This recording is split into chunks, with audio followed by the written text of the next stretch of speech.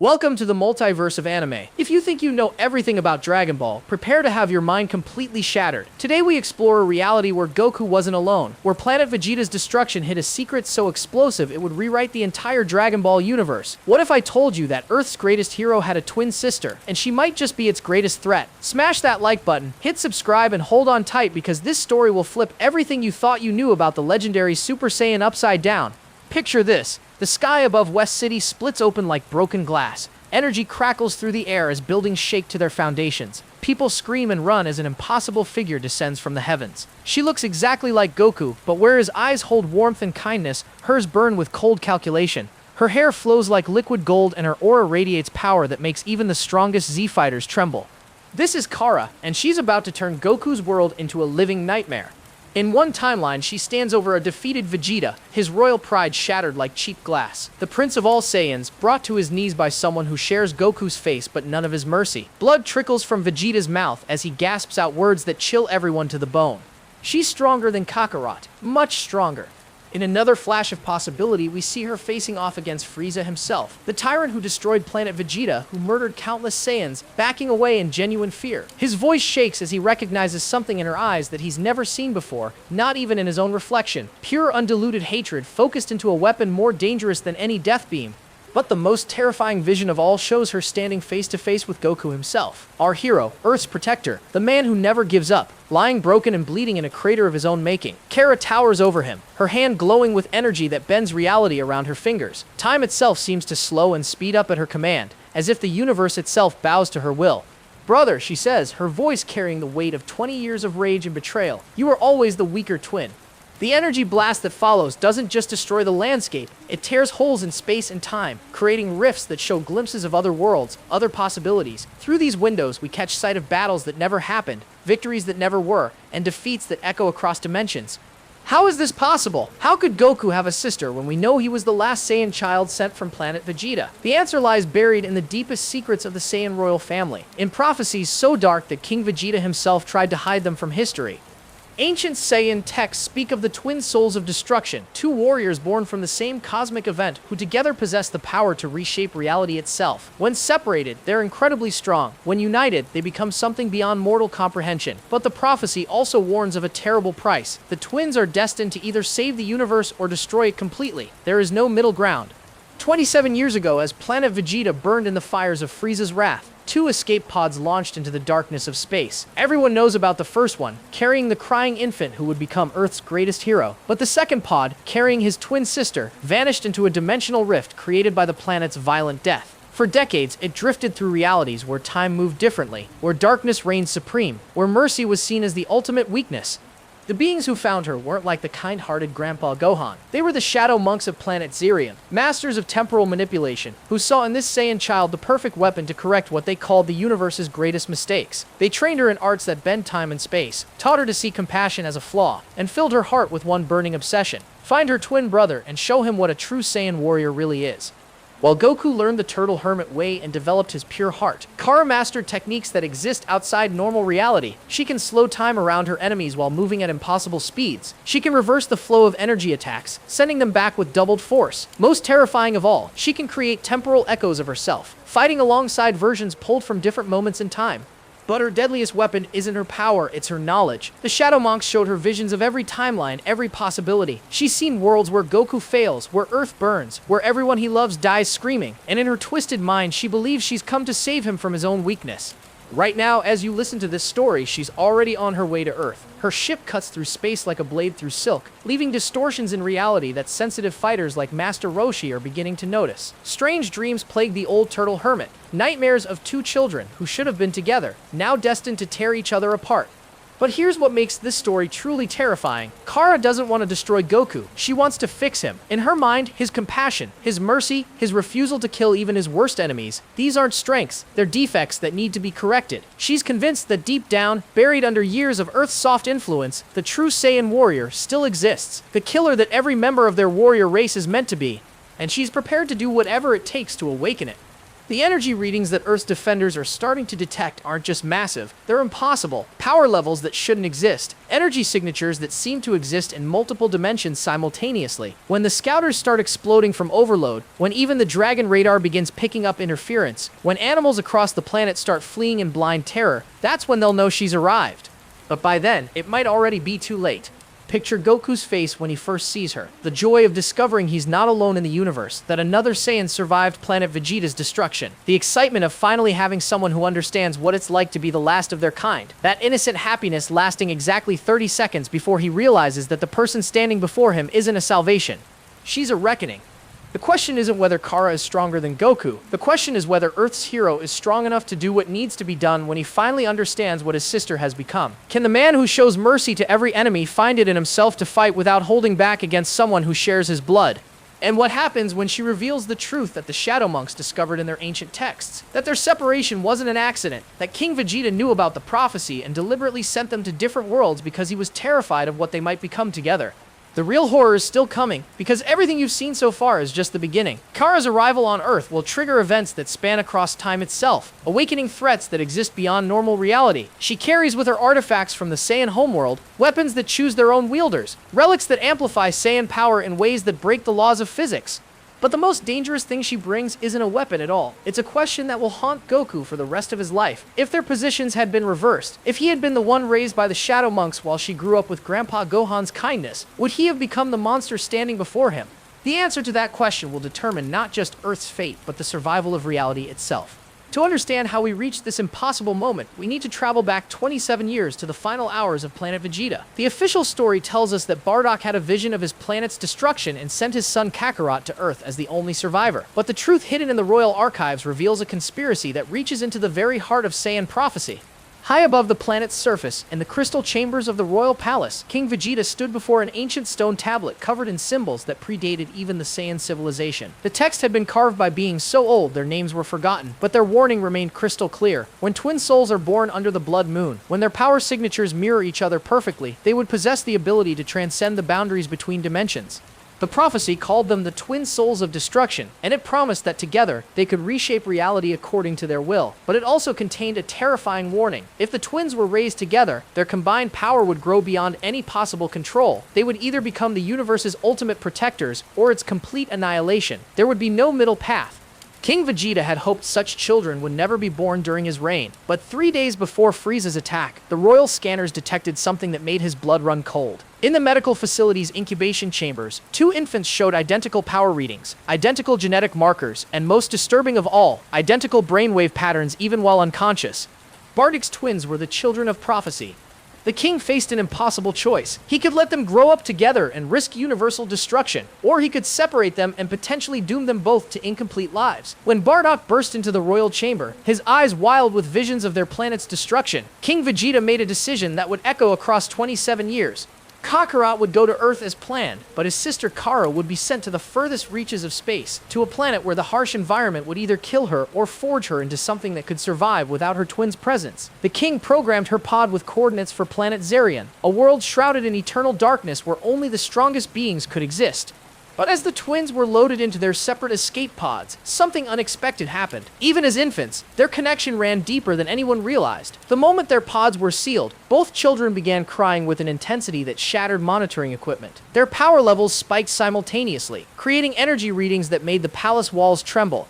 The technicians reported something impossible. The twins' brain patterns were synchronizing across the physical distance between their pods. They were sharing the same dreams, the same emotional state, the same desperate need to be together. King Vegeta realized with growing horror that separating them might not be enough. Their connection existed on a level that transcended space itself.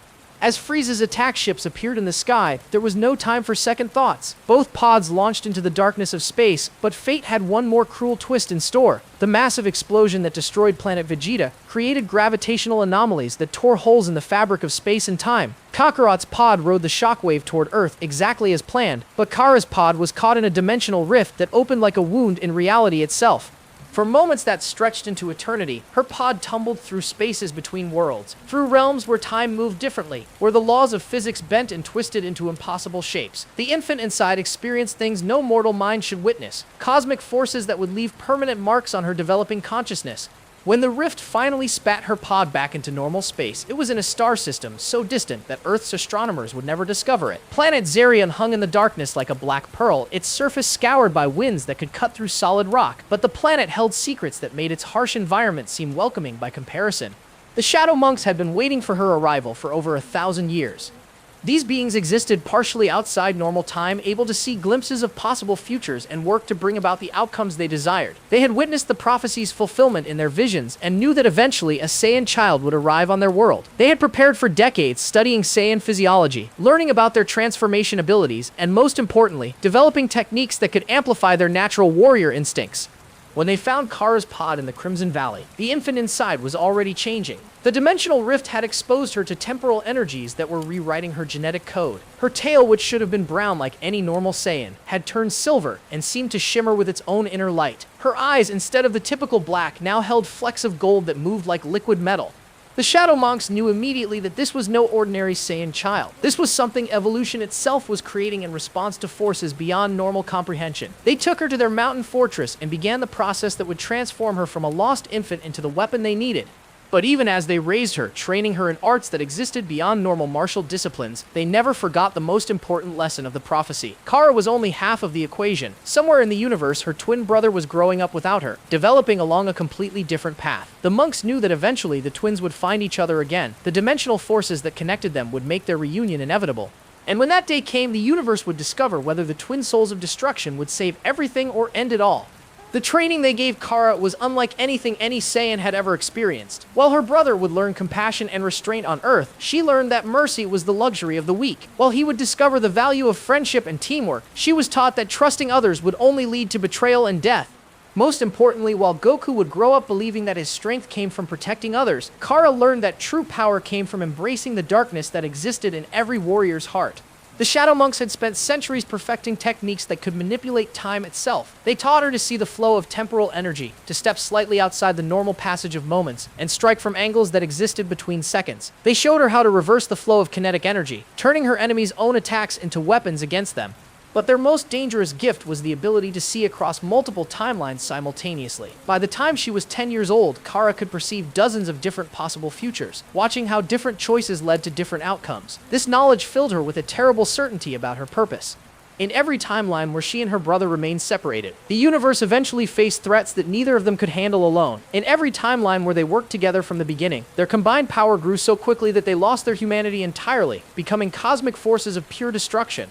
But there was one path, one incredibly narrow possibility, where they could achieve perfect balance. Her brother would need to be pushed to his absolute limits, forced to confront the warrior nature he tried so hard to suppress. Only by bringing him to the very edge of his moral boundaries could she awaken the full potential of their shared heritage without losing themselves completely to it. This was why she had to come to Earth, not to destroy her brother, but to save him from his own compassion before it doomed them both. The dimensional rift that carried Cara to Planet Saiyan was both a curse and a blessing. While it separated her from her twin brother forever, it also gave her abilities that no Saiyan in history had ever possessed. The temporal energies that flowed through the rift rewrote parts of her genetic code, creating something that was still Saiyan but evolved beyond normal limitations. When the Shadow Monks found her pod in the Crimson Valley, the infant inside was already showing signs of this evolution. Her silver tail moved with an intelligence that seemed impossible for a newborn, and her golden-flecked eyes tracked movement with an awareness that made even the ancient monks uncomfortable. They had expected to find a powerful Saiyan child, but what they discovered was something far more dangerous and far more useful. The Shadow Monks were beings who had transcended normal existence centuries ago. They no longer possessed physical bodies in the traditional sense, instead existing as collections of consciousness that could manipulate temporal energy directly. Their fortress existed in multiple dimensions simultaneously, allowing them to observe countless possible timelines and work to influence events across the universe.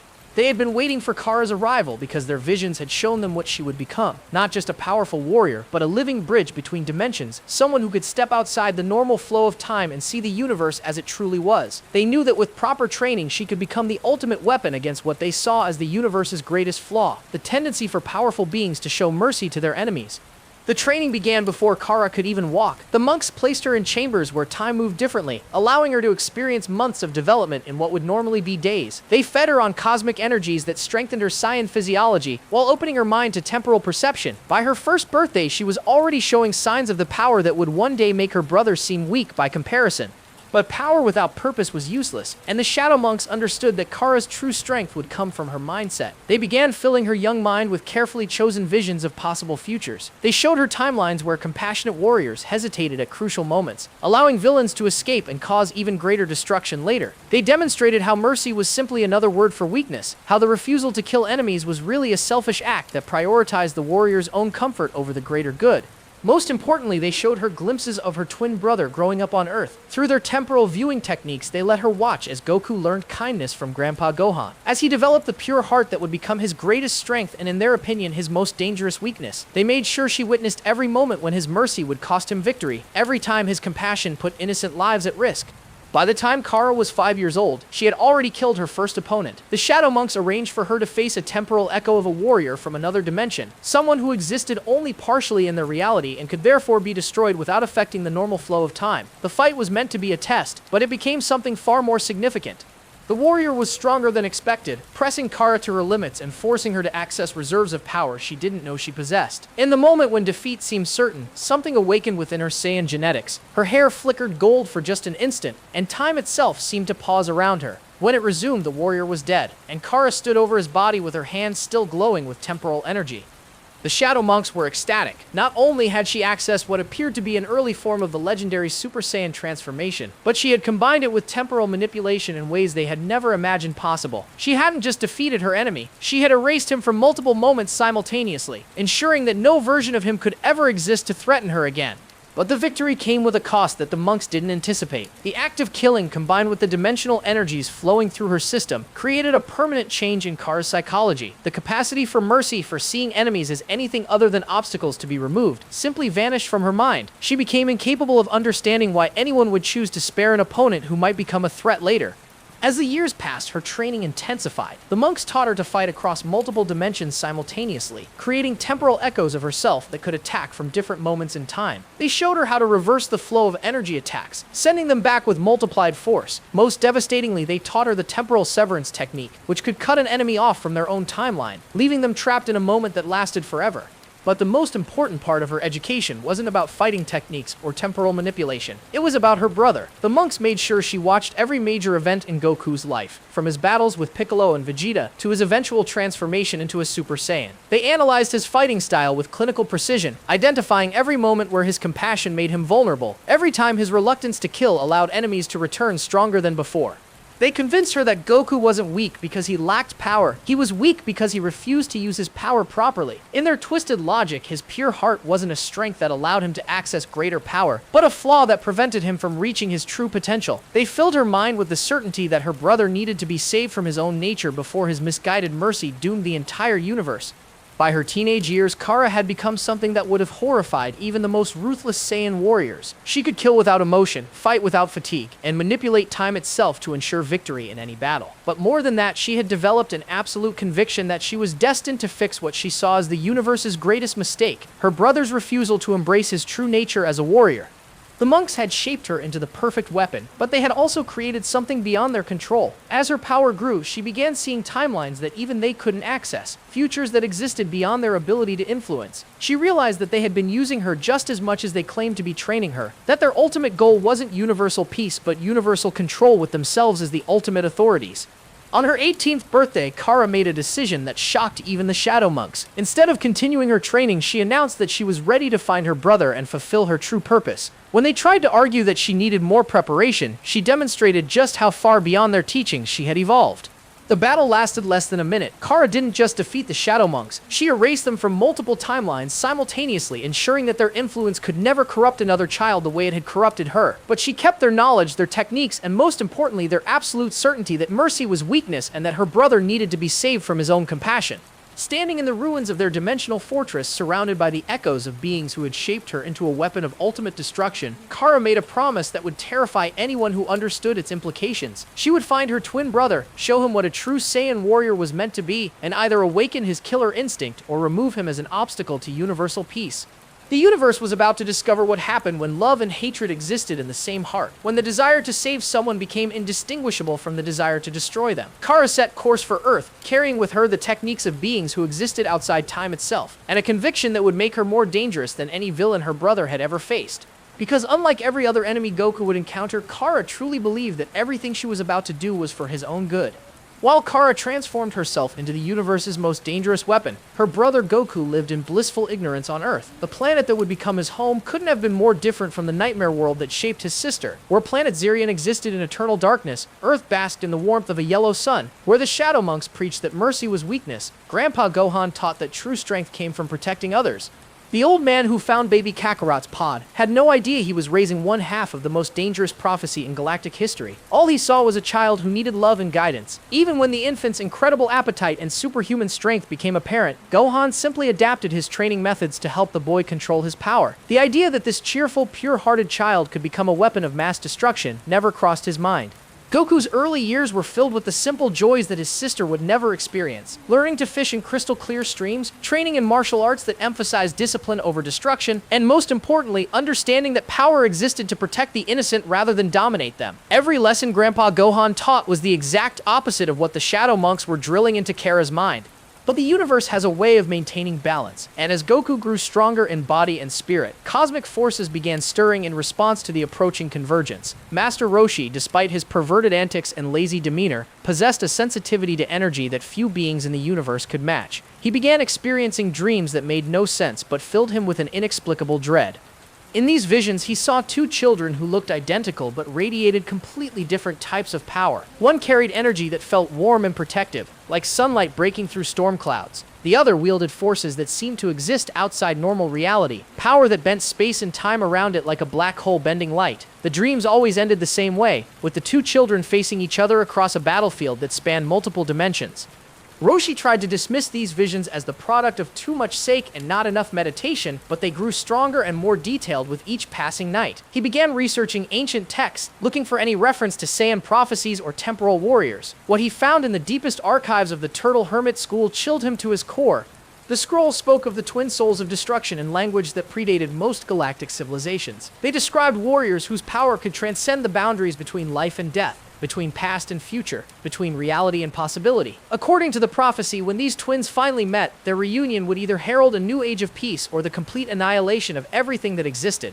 Meanwhile, Goku continued his training with innocent enthusiasm, completely unaware that somewhere in the depths of space, his sister was beginning her journey toward Earth. His biggest concerns were mastering the next level of the Turtle Hermit fighting style and catching enough fish to satisfy his enormous appetite. The concept that he might have family somewhere in the universe never occurred to him. But the cosmos itself began responding to Cara's approach. Animals across Earth started exhibiting strange behaviors, fleeing from areas where they had lived peacefully for generations. Migratory birds changed their patterns, flying in formations that seemed to spell out warnings in ancient languages that no human could read. The electromagnetic field around the planet fluctuated in ways that made sensitive equipment malfunction and caused aurora displays in regions where they had never been seen before. Dr. Brief Bulma's father and one of Earth's most brilliant scientists noticed these anomalies first. His instruments detected energy signatures that shouldn't exist according to known physics. Readings suggested that something was approaching Earth from outside the solar system, something that bent space-time around it in ways that defied conventional understanding. When he tried to calculate the source's trajectory, his computers overloaded from processing data that existed in more dimensions than their programming could handle. The energy disturbances weren't random. They formed patterns that seemed almost like a countdown, growing stronger and more frequent as days passed. Each pulse carried information encoded in ways that bypassed normal communication methods, speaking directly to the primitive parts of consciousness that remembered when humanity's ancestors lived in constant fear of predators they couldn't understand. Master Roshi's meditation sessions became exercises in terror management. As the visions grew more vivid, he could see the approaching presence more clearly now, a figure that moved through space without need for a ship, surrounded by energies that made reality itself ripple like water. The being's destination was unmistakable: Earth, and more specifically, the area where Goku trained with increasing dedication. The old turtle hermit faced an impossible decision. Should he warn Goku about the approaching threat and risk destroying the young man's innocent view of the world? Or should he remain silent and hope that whatever was coming would prove to be less dangerous than his visions suggested? The choice was taken away from him when the electromagnetic disturbances reached levels that could no longer be ignored.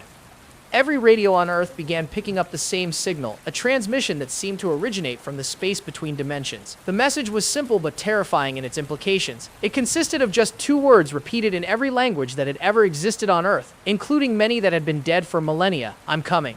But the most disturbing aspect of the transmission wasn't its content. It was the voice delivering it. Despite the dimensional distortion and temporal echoes that surrounded the signal, anyone who knew Goku well enough could recognize that the speaker sounded exactly like him. The same vocal patterns, the same intonation, even the same accent he had developed from years of living on Earth. The only difference was the complete absence of warmth or compassion in the tone. Goku himself heard the transmission while training near Mount Paozu, but unlike everyone else who experienced existential dread upon hearing it, he felt something entirely different. For the first time in his life, he experienced a sensation of recognition that bypassed his conscious mind completely. Something deep in his genetic memory stirred, a connection that had been dormant since his earliest infancy. The feeling was like remembering a dream after waking, or recognizing a song he had never heard before. Part of him wanted to respond to the transmission, to send out a signal of his own that would guide whatever was approaching directly to him. But another part, the part shaped by Grandpa Gohan's teachings, warned him that this recognition might be the most dangerous feeling he had ever experienced. As the days passed and the disturbances grew stronger, Goku found himself changing in subtle ways. His appetite increased beyond even his normal standards, as if his body was preparing for challenges that required reserves of energy he had never needed before. His training sessions became more intense, pushing him to limits he had never approached. Most disturbing of all, he began having moments where the idea of holding back in battle seemed not just unnecessary, but actively foolish. These changes worried him because they felt natural in a way that his previous approach to fighting never had. It was as if something in his genetic code was awakening, something that viewed mercy as a luxury and compassion as a weakness. The pure heart that had always been his greatest strength began to feel like a burden that prevented him from accessing his true potential. The last peaceful day Earth would know for a very long time was ending, and neither Goku nor anyone else on the planet was prepared for what was about to emerge from the space between worlds. Cara's arrival would shatter not just the illusion of safety that Earth's heroes maintained, but the very foundations of what they believed about strength, morality, and the price of power. The dimensional rift that brought her pod to their reality was about to open again, and this time it would deliver something far more dangerous than a lost infant. It would bring a weapon that viewed love and destruction as two aspects of the same cosmic force.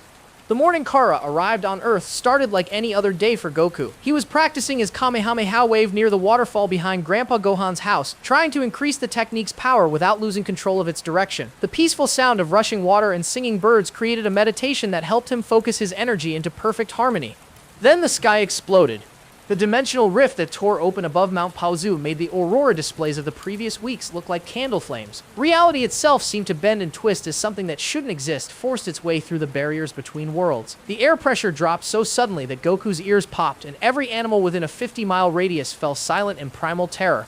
What emerged from the rift wasn't a spaceship or escape pod like the one that had brought Goku to Earth years earlier. It was a figure that moved through the dimensional tier as if walking downstairs, completely unaffected by the cosmic forces that were tearing holes in space-time around her. She descended slowly, deliberately, her feet touching the ground with an impact that sent shockwaves through the mountain.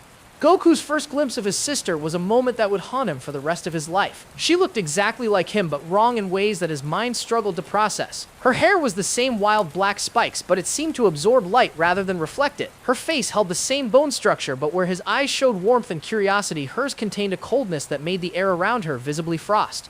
She wore armor that seemed to be crafted from materials that didn't exist in normal space. The metal had a liquid quality that shifted between dimensions, sometimes appearing solid and sometimes seeming to be made of crystallized time itself. Symbols covered the surface in patterns that hurt to look at directly, as if they contained information that mortal minds weren't meant to process. But the most disturbing aspect of her appearance was her tail. While Goku had lost his years ago, Kara's silver appendage moved with an intelligence that seemed separate from her conscious will. It wrote symbols in the air that created brief tears in reality, each gesture opening microscopic windows into other dimensions before sealing them again. For several heartbeats, the siblings simply stared at each other across the clearing. Goku felt recognition slam into him like a physical blow, genetic memories awakening that he didn't understand but couldn't deny. This person standing before him was connected to him in ways that transcended normal family bonds. They shared something deeper than blood, something that existed at the quantum level of their being. His immediate reaction was pure joy. After years of believing he was completely alone in the universe, here was proof that others like him existed. Someone who understood what it was like to possess power that set him apart from everyone around him. Someone who might finally be able to answer the questions about his origins that had puzzled him since childhood. "Another person like me," he said, his voice filled with genuine excitement and hope. "I thought I was the only one left." Cara studied him with the clinical detachment of a scientist examining an interesting specimen. Her enhanced temporal perception allowed her to see not just his current state, but glimpses of his past and potential futures. She observed the power that flowed through him, noting with surprise that it was actually greater than she had expected. But she also saw the fundamental flaw that made all that power ultimately worthless. "So you're the defective one," she replied, her voice carrying harmonics that seemed to echo from multiple dimensions simultaneously. "I was beginning to wonder if the monks had been wrong about your existence." The casual cruelty in her tone hit Goku like a slap. This wasn't the joyful reunion he had imagined during the brief moments since her arrival. Whatever this person was, whatever their connection might be, she viewed him with something closer to contempt than kinship. "Defective?" Goku asked, confusion replacing his initial excitement. "I don't understand. Who are you? Where do you come from?" Cara began walking toward him, each step causing small distortions in the air around her feet. The grass withered where she walked, not from heat or cold, but from exposure to temporal energies that aged it decades and seconds. Reality seemed less stable in her presence, as if her very existence challenged the laws that govern normal space. "I am what you should have become," she said, stopping just outside arm's reach. "I am Cara, your twin sister, and I have come to fix what went wrong with you." The revelation hit Goku with more force than any physical attack he had ever endured. A sister. Not just another survivor of whatever catastrophe had separated him from his people, but family in the truest sense. Someone who had shared the same parents, the same origin, the same genetic heritage that made him so different from everyone else on Earth.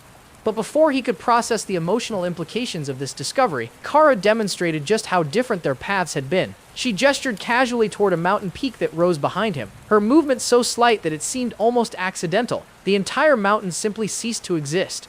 Not destroyed by an energy blast or crumbled by earthquake, it was removed from reality so completely that the space it had occupied seemed confused about what should fill the void. For several seconds, the air itself seemed uncertain whether to collapse inward or expand outward to fill the gap. "This is what real power looks like," Cara said, her tone suggesting that erasing a mountain was as trivial as swatting a fly. "When you have true strength, you don't need to announce your attacks or give your enemies time to defend themselves. You simply remove obstacles from existence." Goku stared at the space where the mountain had been, his mind struggling to comprehend what he had witnessed. The casual ease with which she had performed an act of destruction that surpassed anything he had ever seen shook him to his core. But more disturbing than her power was the complete absence of emotion she showed while using it. "How did you do that?" he asked, his voice barely above a whisper. "The same way you could if you stopped limiting yourself with foolish concepts like restraint and mercy," she replied. "We are Saiyans, brother. We are born to be warriors, to conquer and destroy and reshape reality according to our will, but you have been corrupted by this soft planet and its weak inhabitants." She stepped closer, and Goku could feel the temporal distortions that surrounded her like an aura. Being near her was like standing at the edge of a black hole, feeling the pull of forces that existed beyond normal comprehension. His Saiyan instincts screamed warnings about the danger she represented, but his heart ached at the thought that his only family viewed him as broken. "I know about our parents," Cara continued, her golden-flecked eyes never leaving his face. "I know about Planet Vegeta, about the race we come from, about the power that flows through our blood. I know things about you that you don't even know about yourself." Before Goku could respond, a familiar voice called out from the direction of the house. Grandpa Gohan had heard the sound of the dimensional rift opening and was approaching to investigate. The old man's arrival created a moment of tension that made the air itself seem to thicken. Cara turned toward the approaching figure, and for the first time since her arrival, she showed genuine emotion. Not anger or hatred, but something far more dangerous, complete dismissal. She looked at Grandpa Gohan the way someone might look at an insect that had wandered into their field of vision. "Is this the weak creature that raised you?" she asked, her voice carrying such contempt that frost began forming on the nearby trees. The threat implicit in her tone triggered every protective instinct Goku possessed. Whatever else this person might be to him, whatever connection they shared, she would not harm the man who had given him everything he valued in life. The moment Cara vanished as suddenly as she had appeared, Goku knew that nothing would ever be the same. She had promised to return when he was worth her time, and the casual dismissal in her voice made it clear that she currently viewed him as little more than a disappointing curiosity. But the demonstration of power he had witnessed left no doubt that when she did return, Earth itself might hang in the balance. Grandpa Gohan had arrived just in time to witness the tail end of their confrontation, and the old man's reaction told Goku everything he needed to know about how serious the situation had become. The martial arts master who had faced down armies without flinching stood frozen in place, his weathered face pale with a fear that Goku had never seen before.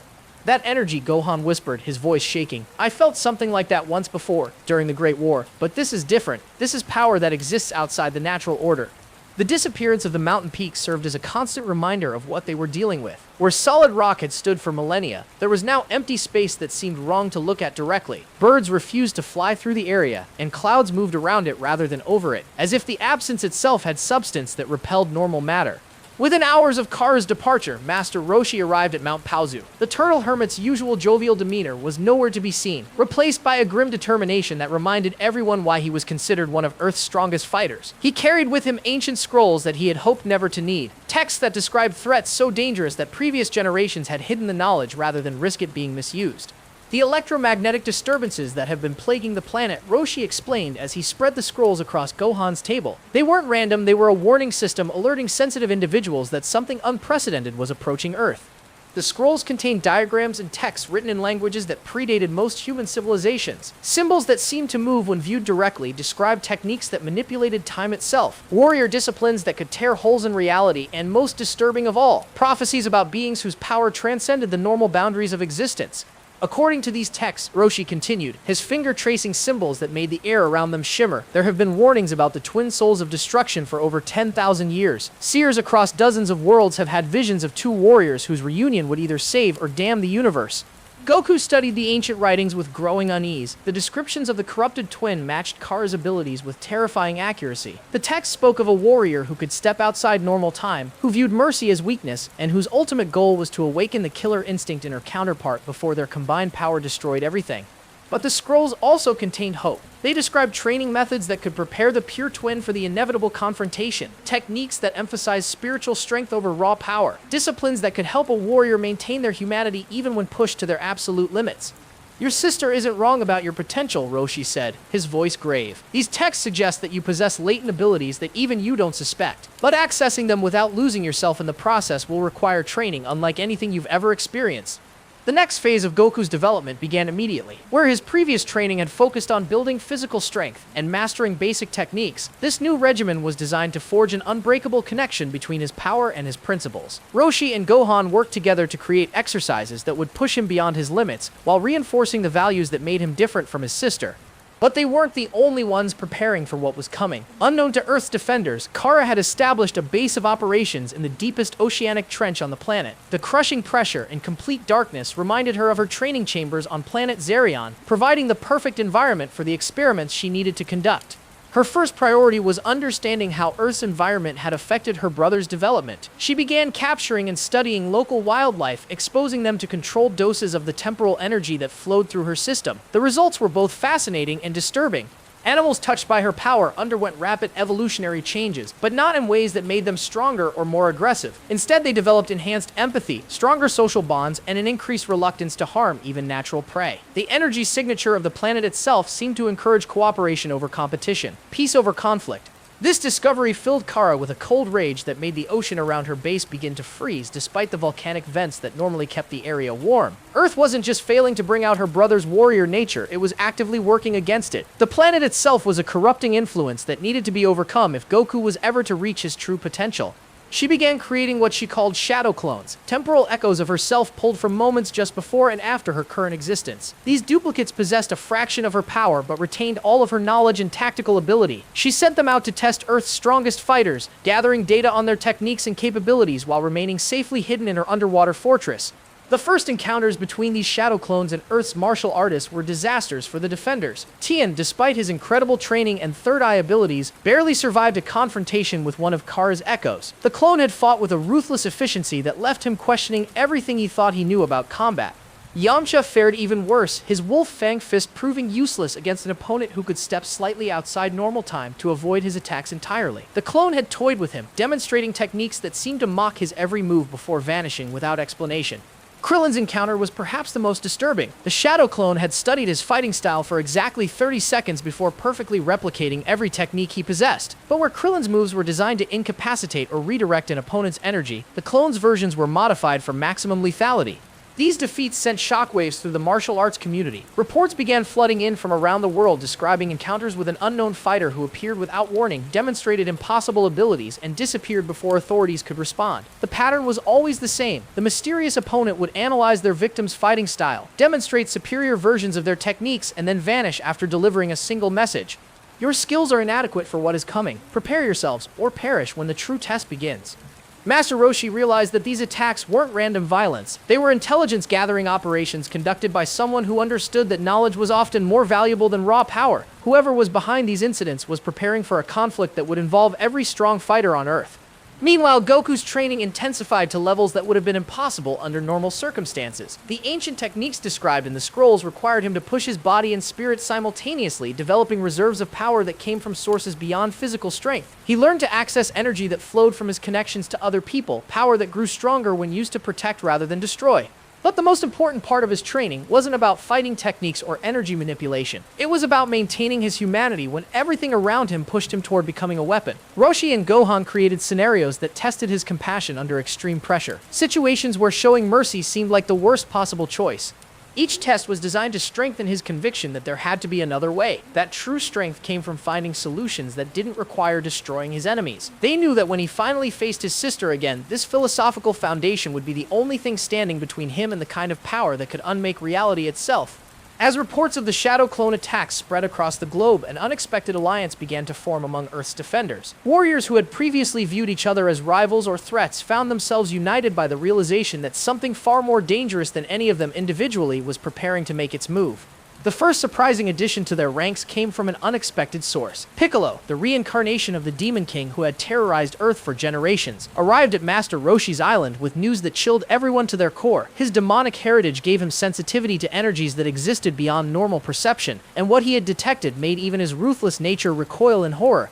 "There is something on this planet that makes my father's evil seem like a child's tantrum," Piccolo announced, his green skin pale with genuine fear. "I came here to destroy Goku and claim this world for myself, but that plan has become meaningless. If we don't stop whatever is coming, there won't be a world left to conquer." His arrival created tension that could be cut with a knife. Every instinct the gathered fighters possessed screamed warnings about trusting someone whose very existence was tied to destruction and chaos. But Piccolo's information proved too valuable to ignore, and his desperate sincerity convinced even the most skeptical that he wasn't attempting some elaborate deception. Through his mystical connections to the darker aspects of reality, Piccolo had sensed Cara's underwater base and the experiments she was conducting there. He described temporal distortions that were affecting the planet's energy grid, dimensional rifts that were allowing things from other realities to observe Earth, and most disturbing of all, the gradual corruption of the planet's natural energy systems. "She's not just gathering information about our fighting abilities," Piccolo explained, his voice tight with controlled fear. "She's changing the fundamental nature of this world's energy. Every day that passes, it becomes harder for beings like us to access the spiritual power that comes from protecting others. She's engineering an environment where only the most ruthless and destructive techniques will function properly." This revelation explained why the Shadow Clone encounters had been so devastating. It wasn't just that Cara's duplicates possessed superior techniques, they were fighting in conditions that favored their approach while handicapping their opponent's abilities to access power through compassion and connection. Meanwhile, news of the mysterious energy signatures had reached far beyond Earth's atmosphere. In the deepest reaches of space, Prince Vegeta received reports from Frieza's intelligence network about a power reading that defied all known measurements. The Saiyan Prince's reaction to learning that not one but two members of his race had survived Planet Vegeta's destruction was a mixture of rage and desperate hope. For years, Vegeta had believed himself to be the last true Saiyan, the final heir to a warrior heritage that had been erased from existence. The discovery that others had survived filled him with conflicting emotions that his proud nature struggled to process. Part of him felt relief that he was no longer completely alone in the universe, but a larger part feared that these survivors might possess royal bloodline markers that could challenge his claim to the throne of a dead world. Back on Earth, Cara's influence began extending beyond simple intelligence gathering. She had identified several individuals whose psychological profiles suggested they might be receptive to her philosophy about power and mercy. Her first recruit came from an unexpected source, Dr. Garo of the Red Ribbon Army. The mad scientist had been conducting his own research into artificial enhancement when Cara's dimensional energy signature appeared on his sensors. Unlike the terrified reactions of most humans who detected her presence, Garo felt only fascination and opportunity. Here was a power source that transcended anything he had previously studied, energy that seemed to exist partially outside normal physics. When Cara appeared in his laboratory without warning, stepping through a temporal rift that bypassed all his security systems, Giro's first emotion was scientific ecstasy rather than fear. She studied his android prototypes with interest, recognizing the potential they represented for creating soldiers who couldn't be swayed by compassion or moral qualms. Your mechanical warriors are crude but promising, she told him, her presence causing his computers to display readings in dimensions that shouldn't exist. But you're thinking too small. Why create individual machines when you could have an army that exists across multiple timelines simultaneously? The partnership that formed between them was more terrifying than any military alliance. Hero provided scientific knowledge and manufacturing capabilities, while Cara offered access to energies and dimensions that his previous research couldn't have imagined. Together, they began developing weapons systems that could function in the altered reality she was creating around Earth. But not everyone who encountered Cara's influence chose to serve her. The Red Ribbon Army's remnants, confident in their advanced technology and superior numbers, made the fatal mistake of viewing her as a potential resource to be captured and studied. The battle that followed lasted exactly 93 seconds and left no survivors. Cara didn't simply defeat the Red Ribbon forces, she made an example of them that sent shockwaves through every military organization on Earth. She had reversed time around their weapons, causing bullets to travel backward into the guns that fired them. She had accelerated the aging process around their vehicles, turning advanced aircraft into piles of rust in moments. Most devastating of all, she had demonstrated her ability to exist in multiple moments simultaneously, appearing to be in dozens of places at once while remaining completely untouchable. The few security cameras that survived the encounter recorded footage that government analysts would study for decades without understanding what they were seeing. Cara moved through the battlefield like a force of nature, each gesture casual but devastatingly effective. She never displayed anger or satisfaction during the slaughter. Her expression remained perfectly calm throughout, as if she was performing a mundane task rather than eliminating an entire military unit. But the most disturbing aspect of the footage was what happened at the end. After ensuring that no one remained alive to report her capabilities, Cara turned directly toward the hidden cameras and spoke a message that bypassed normal recording methods to burn itself directly into the data storage systems. "I am not your enemy," her voice said, the words somehow carrying harmonics that made viewers feel both terrified and strangely comforted. "I am here to save my brother from the weakness this world has taught him. Those who attempt to interfere with this mission will be removed from existence. Those who assist will be granted the privilege of witnessing the birth of a true warrior." The message was detected simultaneously at government installations around the world, despite the fact that no transmission methods could account for its global distribution. Intelligence agencies found themselves facing a threat that operated beyond their understanding of physics, politics, or military strategy.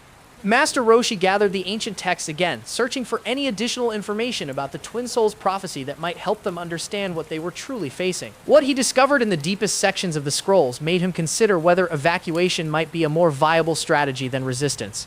The prophecy didn't just describe two powerful warriors whose reunion would determine the universe's fate. It detailed specific stages of the process, cosmic events that would unfold as the twins' power levels synchronized. According to the text, they were currently in the second stage, the awakening of opposition. This phase would continue until one twin either submitted to the other's philosophy or found a way to transcend their fundamental differences.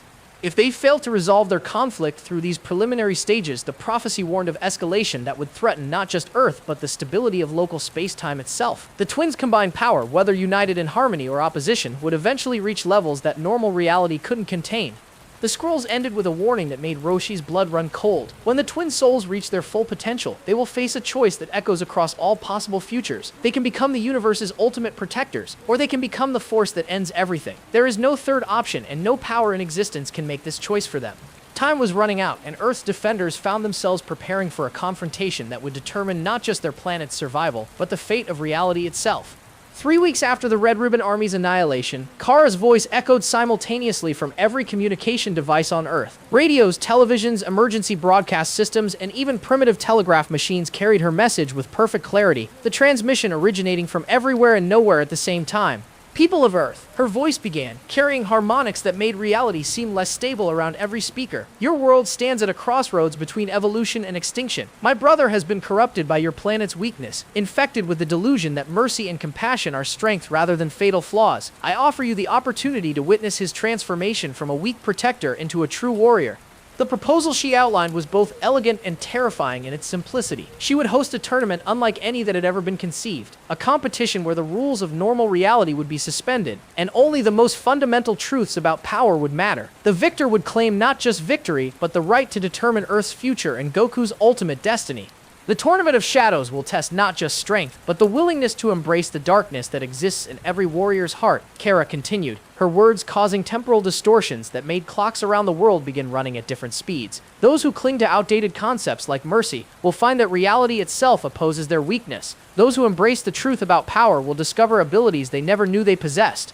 But the most disturbing aspect of her announcement wasn't the tournament itself, it was her demonstration of the consequences of refusing to participate. Across the globe, military installations that had been preparing to coordinate resistance against her simply vanished, not destroyed by explosions or reduced to rubble, but edited out of existence so completely that the space they had occupied forgot they had ever been there.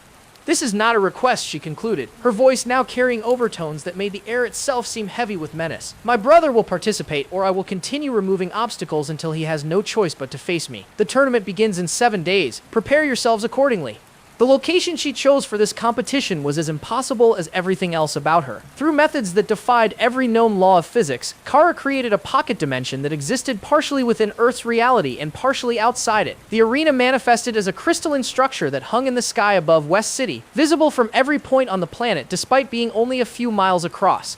The tournament rules were announced through dreams that invaded the sleep of every person on Earth. Participants would face opponents enhanced by temporal energy and corrupted by dimensional forces. Each battle would be fought until one competitor was unable to continue, with death being not just permitted but encouraged. Most terrifying of all, Cara would personally oversee each match, using her temporal abilities to show fighters glimpses of how they would die if they relied on weakness instead of strength. These preview deaths proved to be psychological torture devices more effective than any physical weapon. Fighters found themselves experiencing the sensation of their own defeat in vivid detail before their battles even began. They felt the pain of fatal wounds, the despair of realizing their techniques were inadequate, and the horror of understanding that their compassion for enemies had led directly to their destruction.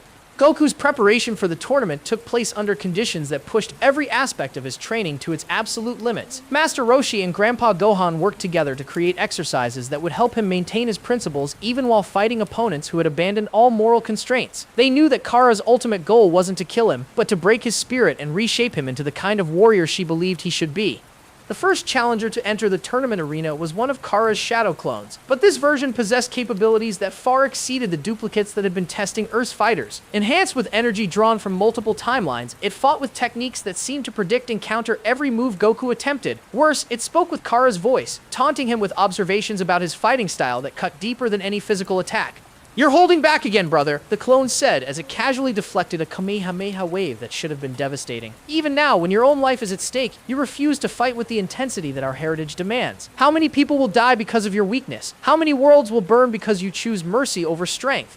The battle forced Goku to confront uncomfortable truths about his approach to conflict. Every technique he used was designed to incapacitate rather than kill. Every strategy focused on finding ways to end fights without causing permanent harm. But against an opponent who viewed mercy as weakness and compassion as tactical failure, these self-imposed limitations became genuine disadvantages. The Shadow Clone demonstrated what Goku's techniques could accomplish if he removed all restraints. It used variations of the Kamehameha wave that didn't just destroy targets but erased them from multiple moments simultaneously. It employed martial arts forms that Goku recognized as advanced versions of moves he knew, but twisted into configurations that maximized lethality rather than effectiveness. "This is what you could be," the clone continued, its attacks becoming more brutal with each exchange. "Stop pretending that your weakness is strength. Stop lying to yourself about the true nature of power. Embrace what you are meant to be, and I will show you techniques that can reshape reality itself." But as the battle progressed, Goku began to understand something that his sister's philosophy couldn't account for. His restraint wasn't weakness, it was a different kind of strength altogether. By choosing to protect rather than destroy, by seeking solutions that preserve life rather than ending it, he was accessing energy sources that existed beyond pure destructive force. The turning point came when the Shadow Clone attempted to demonstrate Kara's ultimate technique, temporal severance. The attack was designed to cut Goku off from his own timeline, trapping him in a moment that would last forever while his body aged and died in accelerated time. But instead of defending against the technique, Goku did something that caught both the clone and Cara herself completely off guard. He embraced it. Rather than fighting the temporal distortion, Goku allowed it to flow through him while maintaining his connection to the principles that defined his character. The result was a transformation that neither sibling had anticipated. His energy signature began resonating across multiple timelines simultaneously, but instead of creating destruction, it generated what could only be described as healing on a cosmic scale. The Shadow Clone stopped its attack, confusion replacing the cold certainty that had defined its actions. For the first time since the tournament began, it showed emotion that wasn't related to combat efficiency or tactical advantage. It looked genuinely puzzled by what it was witnessing.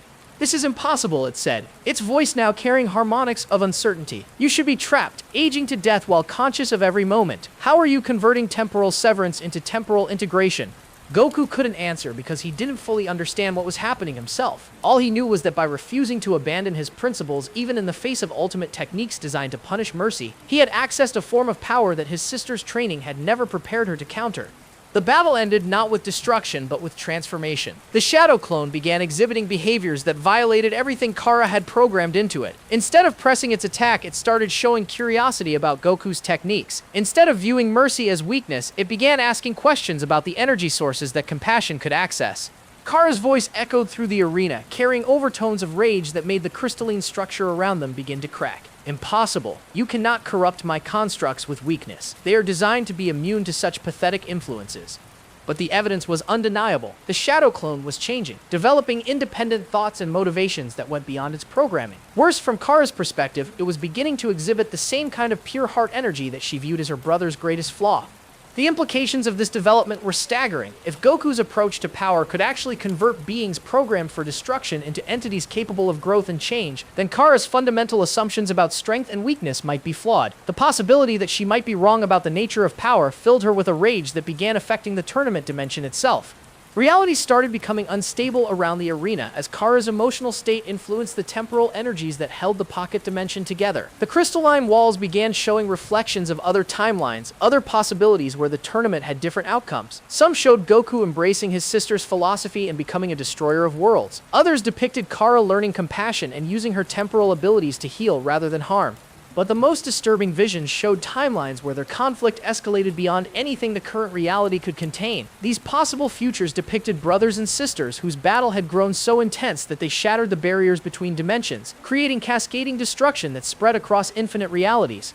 The tournament was entering its most dangerous phase, and both siblings were beginning to realize that the stakes were far higher than either of them had originally understood. The question was no longer who was stronger or whose philosophy was correct. The question was whether they could find a resolution that didn't destroy everything they were trying to protect. As the next challenger entered the arena, Goku found himself facing an opponent that made the Shadow Clone seem gentle by comparison. This was one of Dr. Gero's android prototypes, enhanced with Cara's temporal energy and programmed with combat algorithms that incorporated techniques from across multiple dimensions.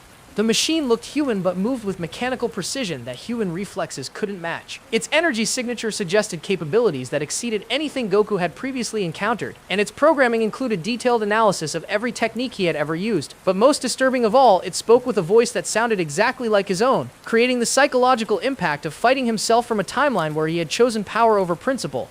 "You are an inferior version of what this configuration could achieve," the android said, its movements perfectly mimicking Goku's fighting stance while radiating energy that felt wrong on fundamental levels. "Observe what you could become if you abandon the programming errors that limit your effectiveness." The battle that followed would test every aspect of Goku's development, forcing him to prove that his approach to power wasn't just different from his sister's, but actually superior in ways that transcended simple combat effectiveness. The outcome would determine not just the tournament's next phase, but whether Earth's reality could survive the forces that the siblings' reunion had unleashed.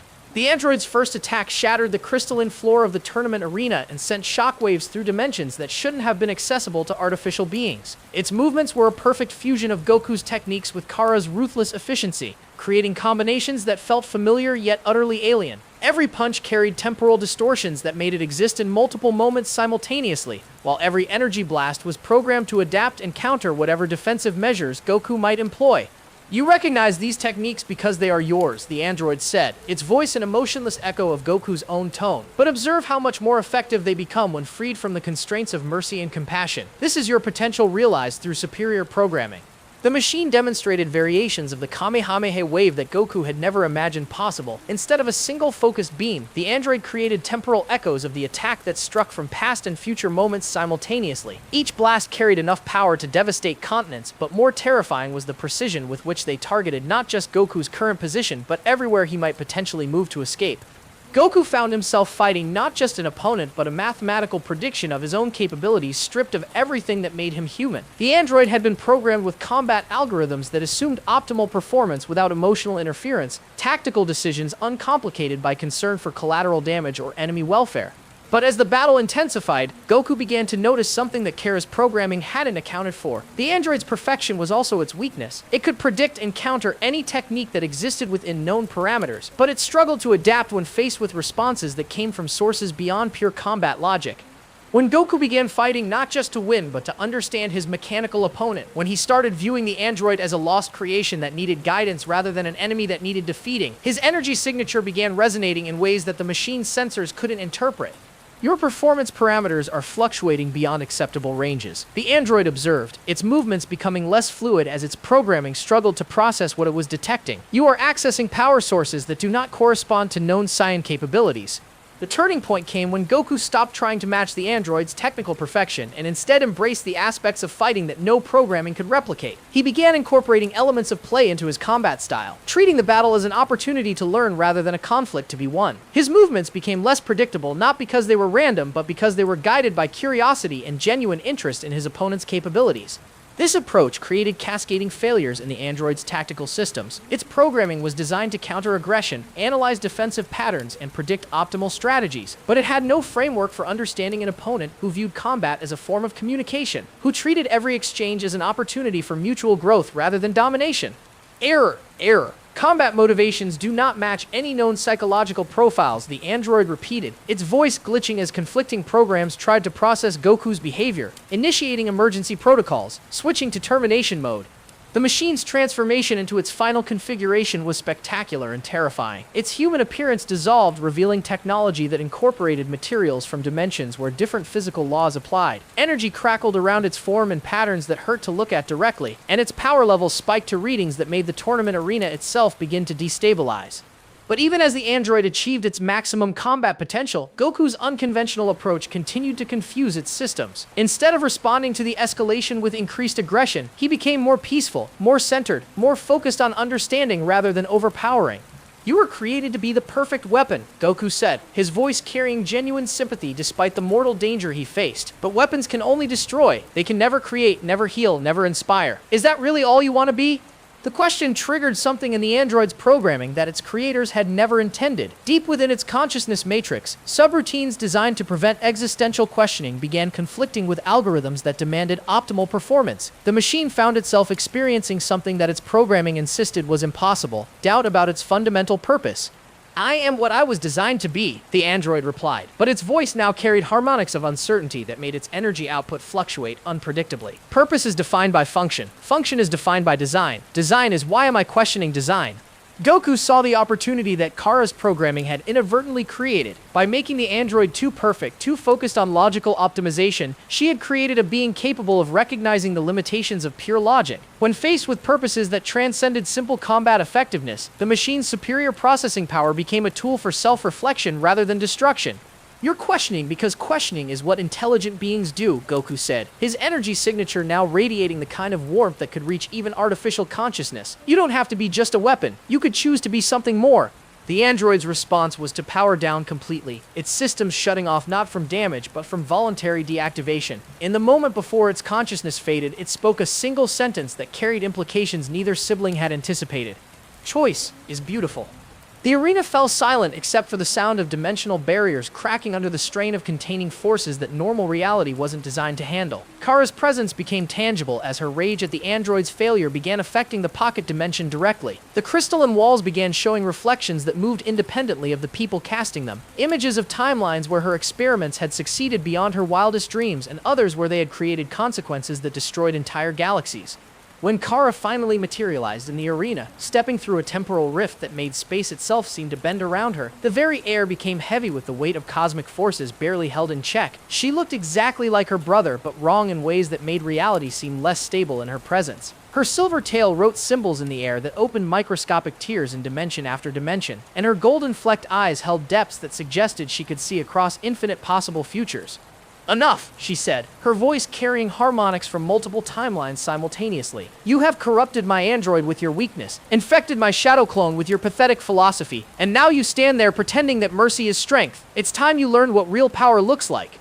The pocket dimension around them began expanding, growing from a small arena into a battlefield that existed across multiple layers of reality. Cara's temporal abilities transformed the space into something that could contain the kind of confrontation that was about to unfold, a clash between philosophies that would determine not just the fate of Earth but the future of power itself throughout the universe.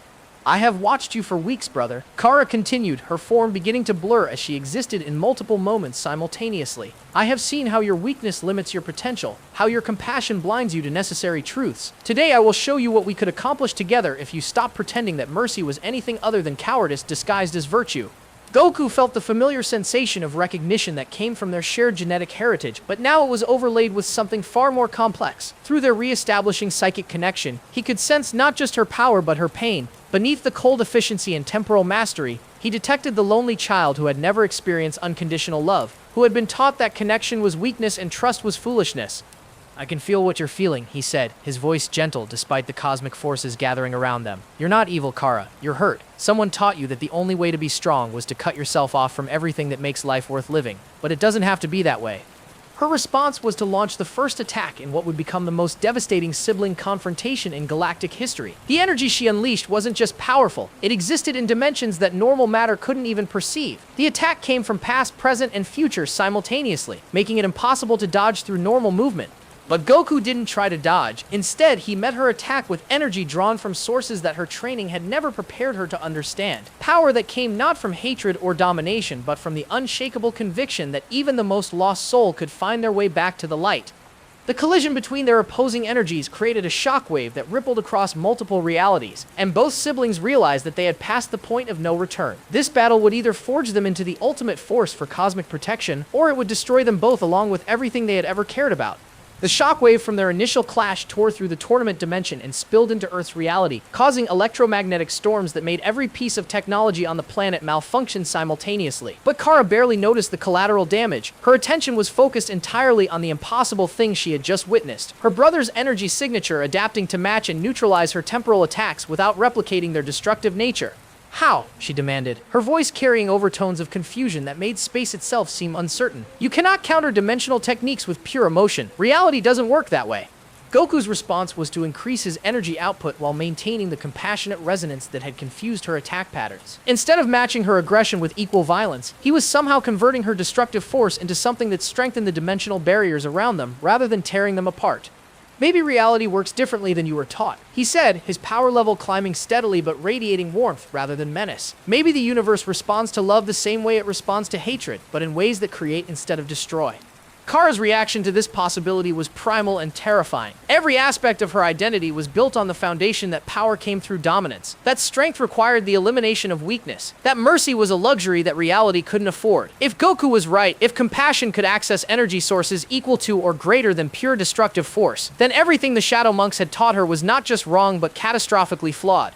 Her rage at this possibility triggered abilities that she had never used before. Techniques so dangerous that even the Shadow Monks had warned her against attempting them without absolute necessity. She began drawing energy not just from her own timeline, but from alternate versions of herself across the multiverse. Summoning power from Caras who had made different choices, faced different challenges, achieved different levels of mastery.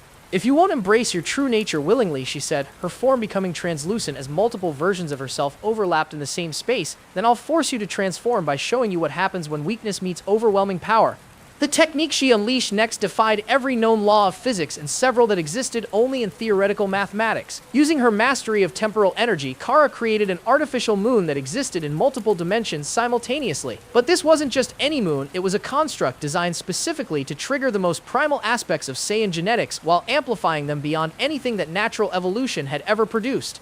The moment its light touched both siblings, transformations began that made their previous power levels seem trivial by comparison. But where Goku's Great Ape form had always been a loss of control, a surrender to bestial instincts that overwhelmed his conscious mind, this transformation was different. The artificial moon's multidimensional nature allowed both siblings to retain their intelligence and tactical abilities while accessing the raw power that their Saiyan heritage could provide.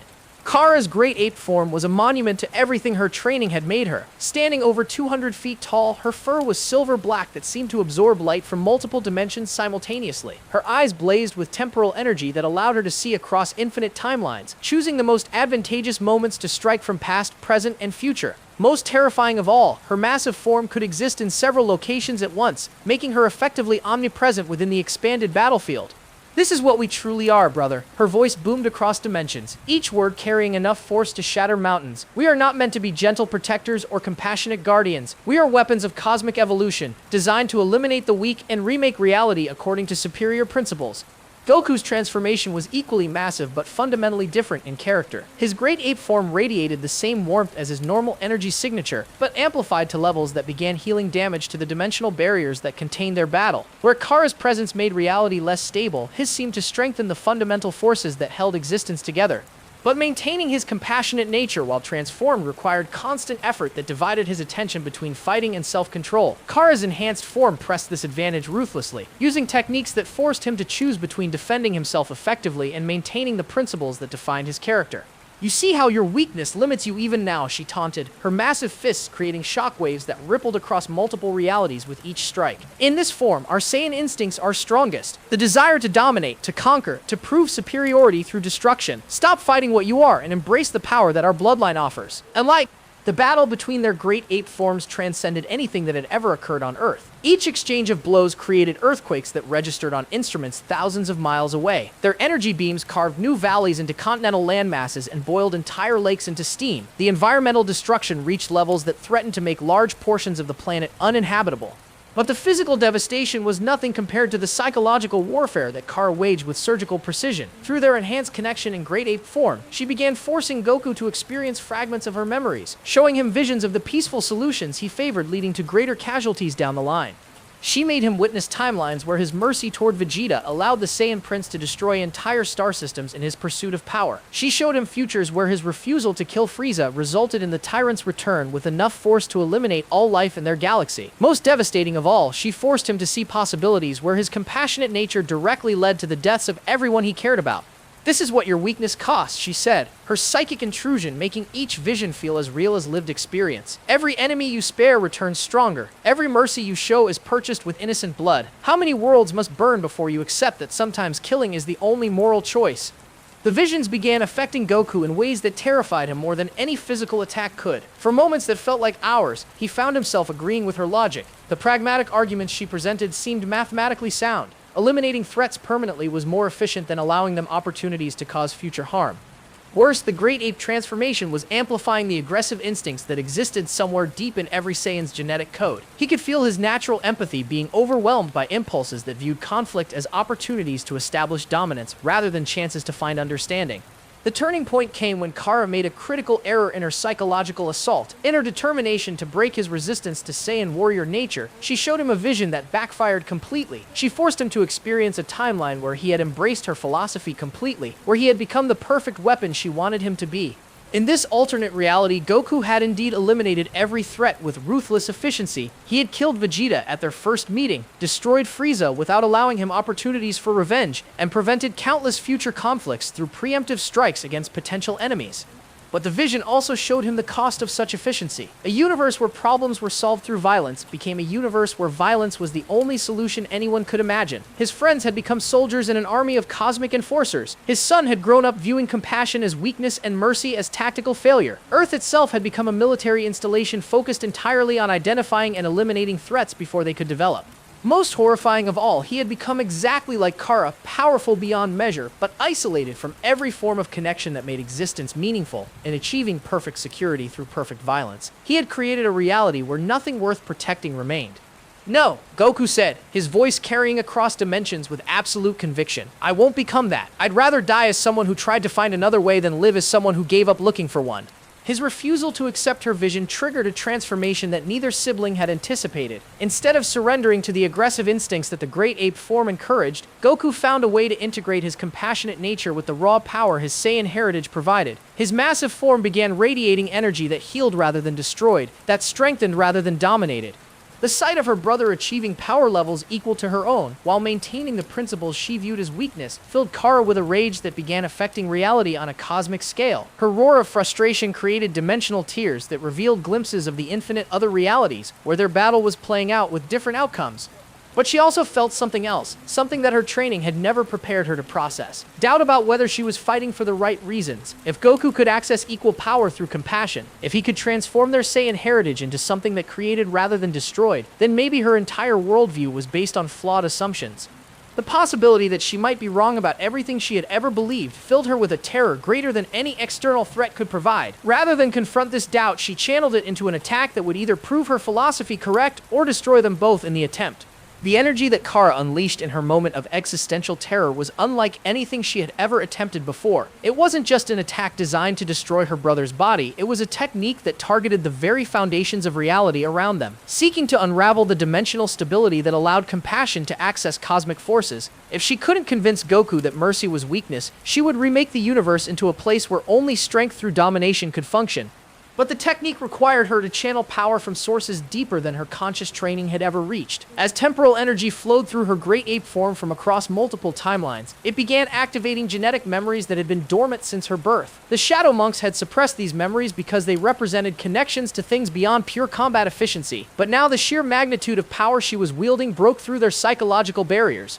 The first memory that surfaced was simple but devastating in its implications. She remembered warmth, not the heat of battle or the satisfaction of victory, but the gentle comfort of being close to another consciousness that cared about her well-being. The memory was wordless, imageless, existing only as an emotional imprint from before her conscious mind had developed, but it carried the unmistakable signature of her connection to Goku during their time in the incubation chambers. For 9 months before their birth, they had shared not just physical space, but consciousness itself. Their developing minds had been intertwined at levels that transcended normal sibling bonds, creating a connection that existed in the quantum structure of their neural networks. They had experienced each other's dreams, shared each other's fears, and developed their earliest concepts of safety and belonging through their mutual presence. Goku felt the memory surface in Kara's mind through their enhanced Great Ape connection, and his own suppressed recollections began awakening in response. The warmth she remembered wasn't just comfort, it was the foundational experience that had taught him love existed before he had words to describe it. His pure heart hadn't developed because of Grandpa Gohan's teaching alone. It had grown from genetic memories of unconditional acceptance that he had shared with his sister before either of them had taken their first breath. "You remember," Goku said, his massive form moving closer to hers despite the devastating energies crackling between them. "Before we were separated, before anyone taught us how to fight or what to believe about power, we were together and we were happy." Kara's response was to increase her attack, pouring more temporal energy into her attempt to unravel reality itself. But the memory fragments continued surfacing against her will, each one contradicting everything the Shadow Monks had taught her about the nature of strength and connection. She remembered feeling safe not because she was powerful, but because she wasn't alone. She remembered development that came not from conquering challenges, but from sharing them with someone who understood her completely. More memories followed in rapid succession, unlocking experiences that the Shadow Monks had carefully erased from her conscious awareness. She saw herself and Goku as infants, their tiny hands reaching toward each other through the walls of their incubation chambers. She felt the desperate loneliness that had overwhelmed both of them when their pods were loaded into separate spacecraft. Most painfully, she experienced the moment when their psychic connection was severed by dimensional barriers, leaving her with an emptiness that no amount of training or power had ever been able to fill.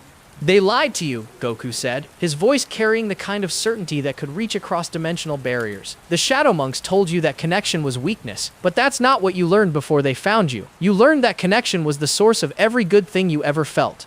The revelation hit Cara with more force than any physical attack could have delivered. Every lesson the Shadow Monks had drilled into her consciousness was built on the foundation that she was complete as an individual, that seeking connection with others was a sign of inadequacy that needed to be eliminated. But the genetic memories proved that her earliest and most fundamental experiences of growth, safety, and happiness had all come from her bond with her brother. If the foundation of her training was wrong, then everything built on top of it might be equally flawed. The possibility that she had spent 20 years developing into something that contradicted her own deepest nature filled her with horror that made her attack patterns become erratic and self-defeating. Goku pressed his advantage, but not in the way that normal combat logic would suggest. Instead of exploiting her confusion to deliver devastating strikes, he began sharing his own memories through their connection. He showed her Grandpa Gohan's gentle teachings, the peaceful moments by mountain streams, the joy of discovering that life could be about more than just survival and dominance. But he also shared darker memories, moments when he had felt the same aggressive impulses that drove her philosophy, times when the easiest solution would have been to eliminate threats permanently, when mercy had indeed led to greater complications and additional casualties. He let her feel his own struggles with the warrior instincts that their Saiyan heritage provided, his ongoing battle to find solutions that honored both his power and his principles. "I'm not stronger than you because I don't feel what you feel," he said, his great ape form beginning to shrink as he voluntarily released the transformation. "I'm different because I had help learning that those feelings don't have to control what I choose to do." Kara's own transformation began reversing involuntarily as the memory fragments overwhelmed her ability to maintain the enhanced state. As she returned to her normal size, the tactical advantages that the great ape form provided became irrelevant compared to the psychological warfare that was reshaping her understanding of reality itself. Standing across from her brother in their original forms, surrounded by the devastation their battle had created, Cara experienced something that the Shadow Monks had convinced her was impossible: genuine uncertainty about her fundamental beliefs. The genetic memories continued surfacing, each one providing evidence that connection and compassion weren't weaknesses but the original sources of her strength. "This is impossible," she said, her voice carrying harmonics of confusion that made the damaged dimensional barriers around them fluctuate unpredictably. "If what you're showing me is true, then everything I've become is based on lies. But I've seen the results of weakness. I've witnessed what happens when warriors choose mercy over strength." Goku stepped closer, his energy signature radiating the same warmth that she remembered from their shared infancy. "You've seen what the Shadow Monks wanted you to see, but have you ever experienced what happens when strength and compassion work together instead of fighting each other?" Before she could answer, the space around them began to distort in ways that neither sibling had initiated. The dimensional damage from their battle had attracted attention from forces beyond Earth's reality, entities that viewed the breakdown of cosmic barriers as either opportunity or threat. Emergency signals began broadcasting across frequencies that normal technology couldn't detect, calling for intervention in a conflict that threatened to destabilize the local galaxy's space-time structure. The first response came from a source that made both siblings' blood run cold. Frieza's deep space monitoring stations had detected the energy signatures and were dispatching investigation teams to determine whether the disturbances represented a threat to the Galactic Empire. The tyrant who had destroyed Planet Vegeta was about to discover that not only had Saiyan survivors reached unprecedented power levels, but they had done so in ways that challenged his understanding of what was possible. "We have to stop," Cara said, her tactical awareness finally overriding her emotional confusion. "If Frieza's forces detect what we've become, he won't just send advanced scouts. He'll bring everything he has to eliminate us before we can threaten his empire." But Goku's response revealed just how much the memory fragments had changed both of their perspectives. Instead of viewing Frieza's approach as a threat to be eliminated or avoided, he saw it as an opportunity to test whether their rediscovered connection could create solutions that neither of them could achieve alone. "Maybe," he said, his smile carrying the same warmth that had comforted her before their birth. "This is our chance to find out what twin souls of destruction can accomplish when they choose to create instead of destroy."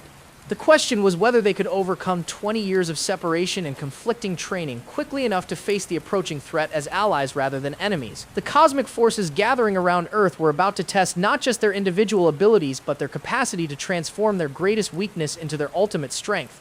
The dimensional distortions created by the siblings' battle had been detected by monitoring equipment stationed throughout Frieza's galactic empire, but the initial readings were so extreme that most commanders dismissed them as instrument malfunctions. Power levels that exceeded the upper limits of scouter technology simply couldn't exist, especially not on a backwater planet that Imperial records indicated contained only primitive life forms. However, when Captain Jinyu's elite scanning division confirmed that the energy signatures were genuine and continuing to escalate, Frieza himself took personal interest in the phenomenon. The tyrant who had destroyed Planet Vegeta possessed detailed knowledge of Saiyan capabilities, and the readings from Earth suggested that not only had Saiyan survived his genocide, but they had somehow achieved power levels that challenged his own supremacy. "Impossible," Frieza said, his voice carrying the cold precision that had terrified civilizations across the galaxy. "I personally ensured that every Saiyan was eliminated. These readings must represent some other species attempting to replicate their transformation abilities." But Captain Jinwoo's analysis of the energy patterns revealed signatures that were unmistakably Saiyan in origin, enhanced with temporal distortions that no known race had ever demonstrated. More disturbing still, the readings suggested that the two power sources were connected in ways that amplified their individual capabilities beyond simple addition.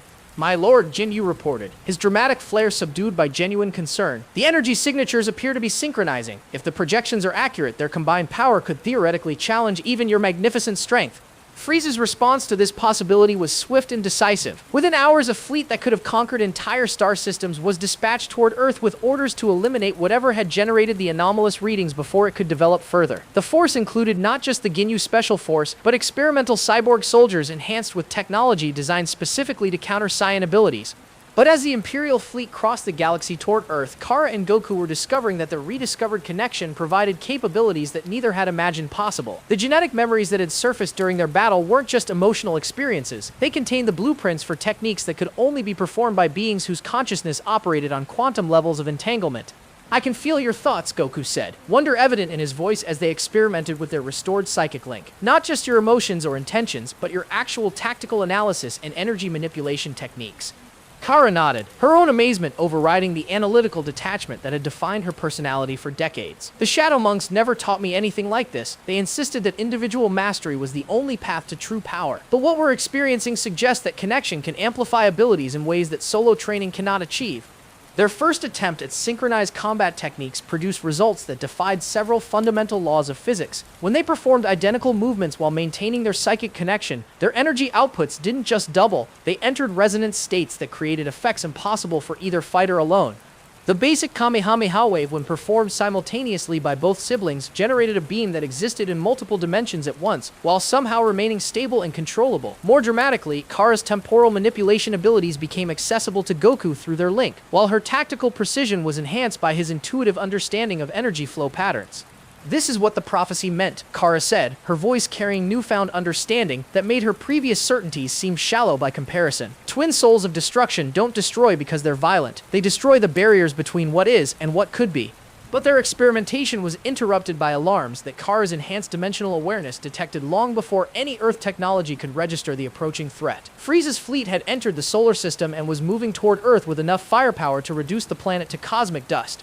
47 ships, Cara reported, her temporal perception allowing her to analyze the fleet's composition across multiple probability streams. Frieza himself is aboard the command vessel, along with the Ginyu Force and approximately 12,000 soldiers enhanced with anti-Saiyan weaponry. Goku's response to this information revealed how much his perspective had evolved during their battle and memory sharing. Instead of viewing the approaching fleet as an overwhelming threat, he saw it as an opportunity to test whether their rediscovered bond could create solutions that transcended simple combat effectiveness. "We don't have to fight them," he said, his voice carrying the same warmth that had helped unlock Cara's suppressed memories. "Maybe we can show them that there are better ways to resolve conflicts than through destruction and domination." Cara's initial reaction was to dismiss this possibility as naive idealism, but the genetic memories of connection and cooperation made her reconsider. If their bond could amplify their individual abilities in ways that defied known physics, perhaps it could also provide insights into resolving conflicts that neither sibling could achieve alone. "The tactical situation is complex," she said, her analytical mind working through possibilities that her previous training had never allowed her to consider. Frieza's fleet possesses enough firepower to destroy Earth, but engaging them with maximum force would cause collateral damage that eliminates everything we might be trying to protect.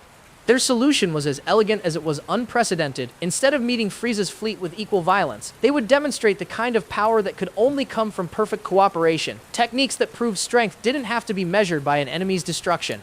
The first ship to enter Earth's atmosphere encountered something that Captain Ginyu's tactical computers couldn't classify. Cara and Goku appeared in the vessel's path, but instead of attacking, they began performing synchronized movements that created energy fields around the ship. The barriers weren't designed to destroy the vessel, but to demonstrate control over forces that made its weapons irrelevant.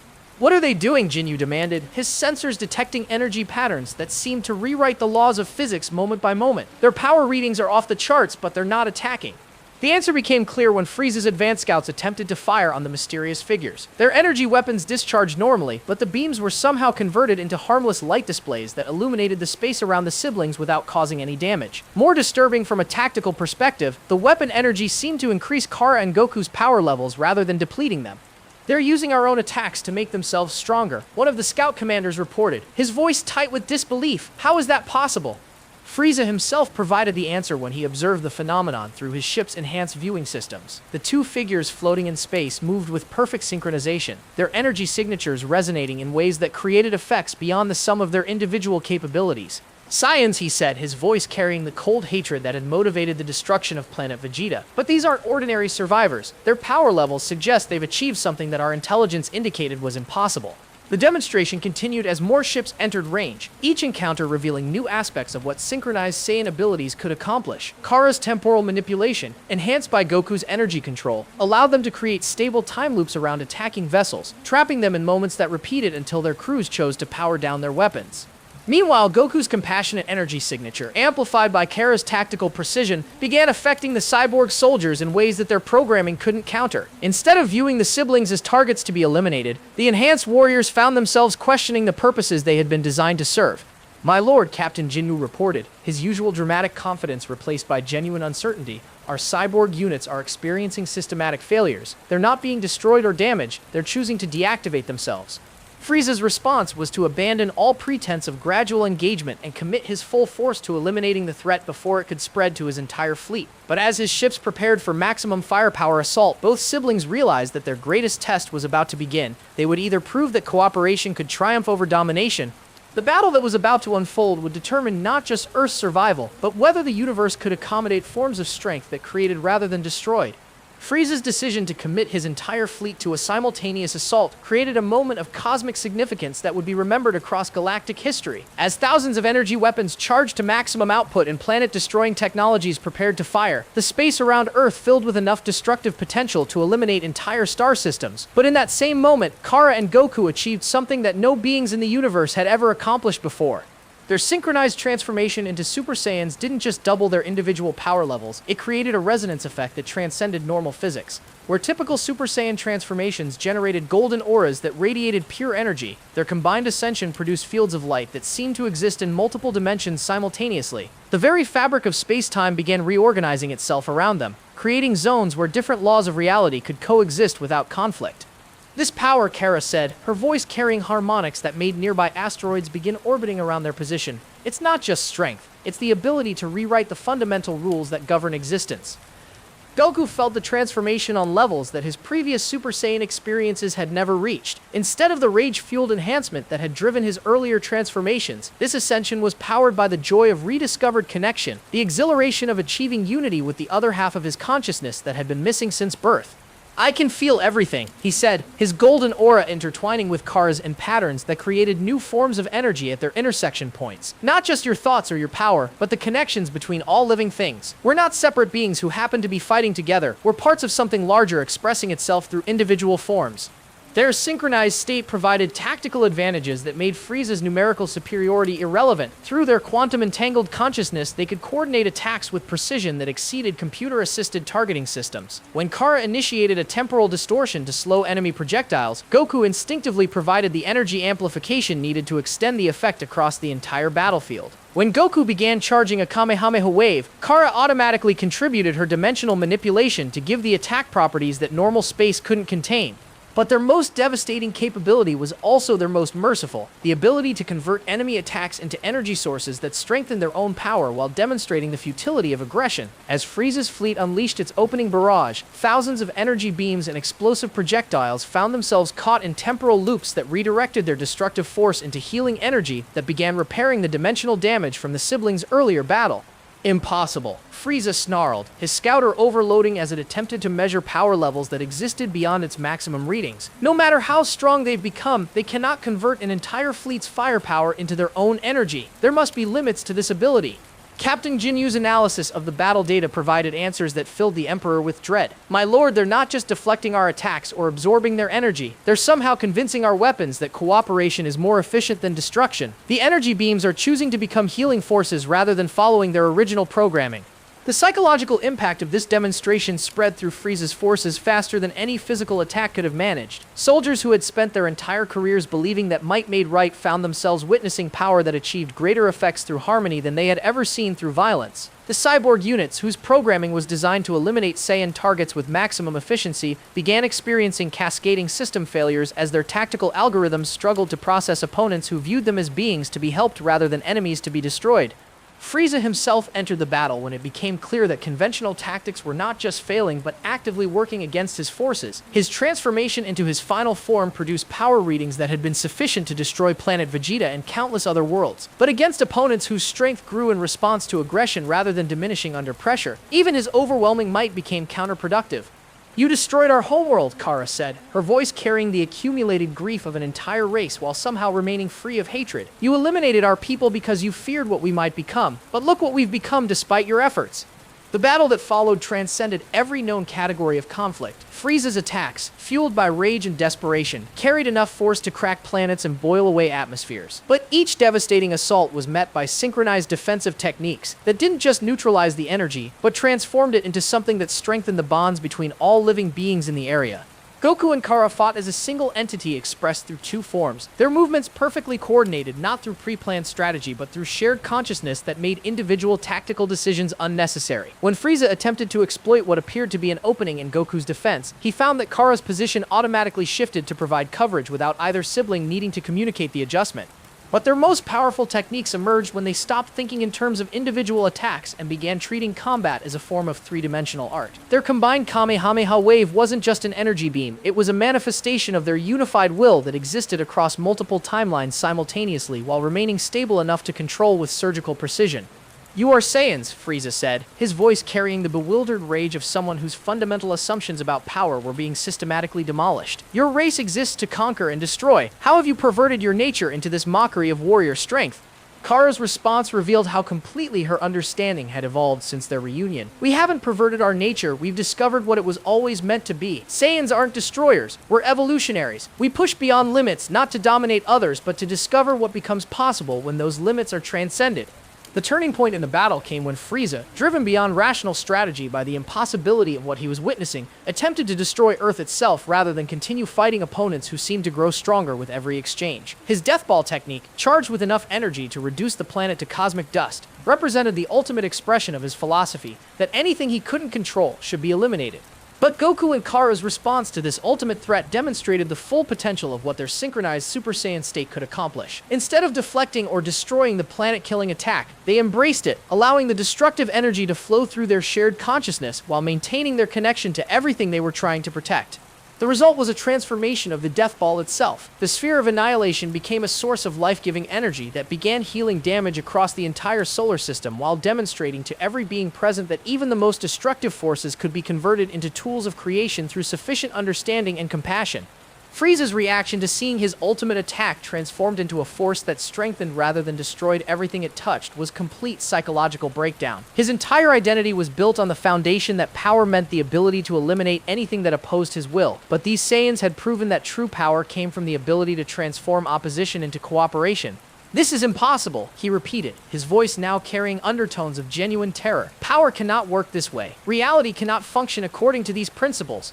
But as his fleet began withdrawing from a battle they could neither win nor understand, both siblings realized that their greatest challenges still lay ahead. They had proven that cooperation could triumph over domination, but the cosmic forces their battle had awakened were attracting attention from entities that existed beyond normal space-time. The twin souls of destruction had become the twin souls of creation, and the universe was about to test whether even unlimited potential for harmony could handle threats that transcended the boundaries of conventional reality.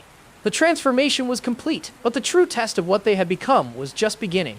The aftermath of Frieza's psychological breakdown and his fleet's retreat left the space around Earth eerily quiet, but both siblings could sense that their demonstration of cooperative power had attracted attention from forces far more dangerous than any galactic tyrant. The quantum resonance effects from their synchronized Super Saiyan transformation were spreading outward like ripples in a cosmic pond, alerting entities that existed beyond normal space-time to the presence of consciousness evolution that challenged fundamental universal principles. "Something's coming," Cara said, her enhanced temporal perception detecting disturbances in causality that made Frieza's power seem insignificant by comparison. "The energy signatures we've been generating have reached beings who view consciousness cooperation as a threat to cosmic order itself." Goku felt it too, a presence that seemed to exist in the spaces between dimensions, watching and evaluating their transformation with the cold assessment of a cosmic immune system, deciding whether they represented evolution or infection. The sensation was unlike any threat they had previously encountered because it wasn't motivated by personal ambition or territorial expansion, but by something far more implacable: the need to maintain universal stability by eliminating anomalies. The first manifestations appeared as tears in space itself, wounds in existence that revealed glimpses of void spaces where different rules applied. Through these rifts came entities that didn't possess physical forms in any recognizable sense, beings of pure entropy whose very presence made the concept of connection seem impossible to maintain. "Chaos Wraiths," Cara said, her voice tight with recognition from ancient texts the Shadow Monks had shown her during her training. "They're cosmic antibodies that respond when reality's fundamental structures are threatened. They exist specifically to eliminate consciousness that has transcended normal limitations." The approaching entities moved through space with purposes that went beyond simple destruction. Their goal was to restore what they viewed as proper cosmic balance by severing every connection that allowed beings to access power through cooperation rather than individual dominance. If they succeeded, not only would Goku and Cara lose their synchronized abilities, but every friendship, family bond, and compassionate relationship across the galaxy would be dissolved into isolated components that could never again experience unity. "We have to stop them," Goku said, his determination unwavering despite the magnitude of what they faced. "If they succeed, they won't just destroy us, they'll eliminate the possibility of connection for every living being in existence." But as the Wraiths approached Earth's dimensional boundaries, their presence began affecting the siblings' synchronized state in ways that neither had anticipated. The quantum entanglement that allowed their consciousness to operate as unified entities started fluctuating under assault from forces designed specifically to prevent such connections from existing. Cara felt their psychic link beginning to destabilize and realized with growing horror that conventional combat techniques would be useless against opponents whose very existence negated the cooperation required for their most powerful abilities. The Wraiths weren't just immune to their synchronized attacks, they were actively unmaking the quantum foundations that made such cooperation possible. "They're not just attacking us," she said, her analytical mind working through tactical possibilities while fighting to maintain their connection against entropic interference. "They're attacking the concept of connection itself. Every moment they remain in our reality makes it harder for any conscious beings to work together." The solution she conceived was both brilliant and terrifying in its implications. If the Wraiths were cosmic antibodies designed to eliminate cooperative anomalies, then the most effective defense would be to become such a perfect example of unity that destroying them would require unmaking the fundamental forces that held reality together. "I know what we have to do," she said, her voice carrying the calm certainty that came from accepting an inevitable sacrifice. "But it will require one of us to become a permanent anchor point for consciousness cooperation, while the other channels that connection into a demonstration that the Wraiths cannot counter without destroying existence itself." Goku understood immediately what she was proposing, and his emotional response nearly shattered their remaining psychic link. The idea of losing her again just when they had discovered what they could become together filled him with despair that made the space around them grow cold as his energy signature fluctuated wildly. "No," he said, his voice carrying desperation that resonated through dimensional barriers. "We just found each other. We just learned what we could accomplish together. There has to be another way." But Kara's enhanced temporal perception was already showing her the probability streams that branched out from their current moment, and every scenario that preserved both their lives resulted in the Wraiths succeeding in their mission to eliminate cooperative consciousness from the universe. Only by having one sibling become a permanent conduit for their shared connection while the other channeled that energy into a reality-altering demonstration could they create a force that the Wraiths couldn't counter. "I've seen what happens if we both survive this," she said, her tactical analysis cutting through emotional considerations with the precision that 20 years of training had developed. "We become targets for every cosmic force that views cooperation as threatening universal stability. We spend eternity fighting battles against enemies who will never stop coming because our very existence challenges their fundamental beliefs about order." The Wraiths began their assault on Earth's dimensional barriers, their presence causing reality to become increasingly unstable around the planet. Mountains aged millions of years in seconds, while oceans froze and boiled simultaneously. The laws of physics started breaking down as entropy forces worked to eliminate the cooperative energy that had transformed the siblings' battle with Frieza into a demonstration of harmony. "But if one of us becomes a permanent anchor for consciousness cooperation," Cara continued, her voice remaining steady despite the cosmic forces tearing at their psychic bond, "the other can access that shared power indefinitely, while the anchor exists in a state that the Wraiths cannot eliminate without unmaking the quantum structure of reality itself." Goku's response was immediate and absolute. "Then I'll be the anchor. You have the tactical knowledge and temporal abilities needed to use our connection effectively against forces like this." But Cara was already moving before he finished speaking, her enhanced speed allowing her to position herself between the approaching Wraiths and Earth's dimensional defenses. Her decision wasn't based on tactical superiority or strategic advantage. It was motivated by something far simpler and more powerful than any combat consideration. "I spent 20 years believing that connection was weakness," she said, her energy signature beginning to resonate across frequencies that normal matter couldn't perceive. "Let me spend whatever existence I have left proving that it's the strongest force in the universe." The technique she initiated was unlike anything either sibling had ever attempted. Instead of using their psychic link to amplify individual abilities, she began converting her entire consciousness into a quantum bridge that could channel cooperative energy directly into the fabric of reality itself. The process required her to surrender her individual existence while maintaining perfect focus on their shared connection. "Cara, don't!" Goku said, reaching toward her as he felt their bond transforming from a connection between two beings into something that existed independently of their individual forms. "We'll find another way. We always find another way."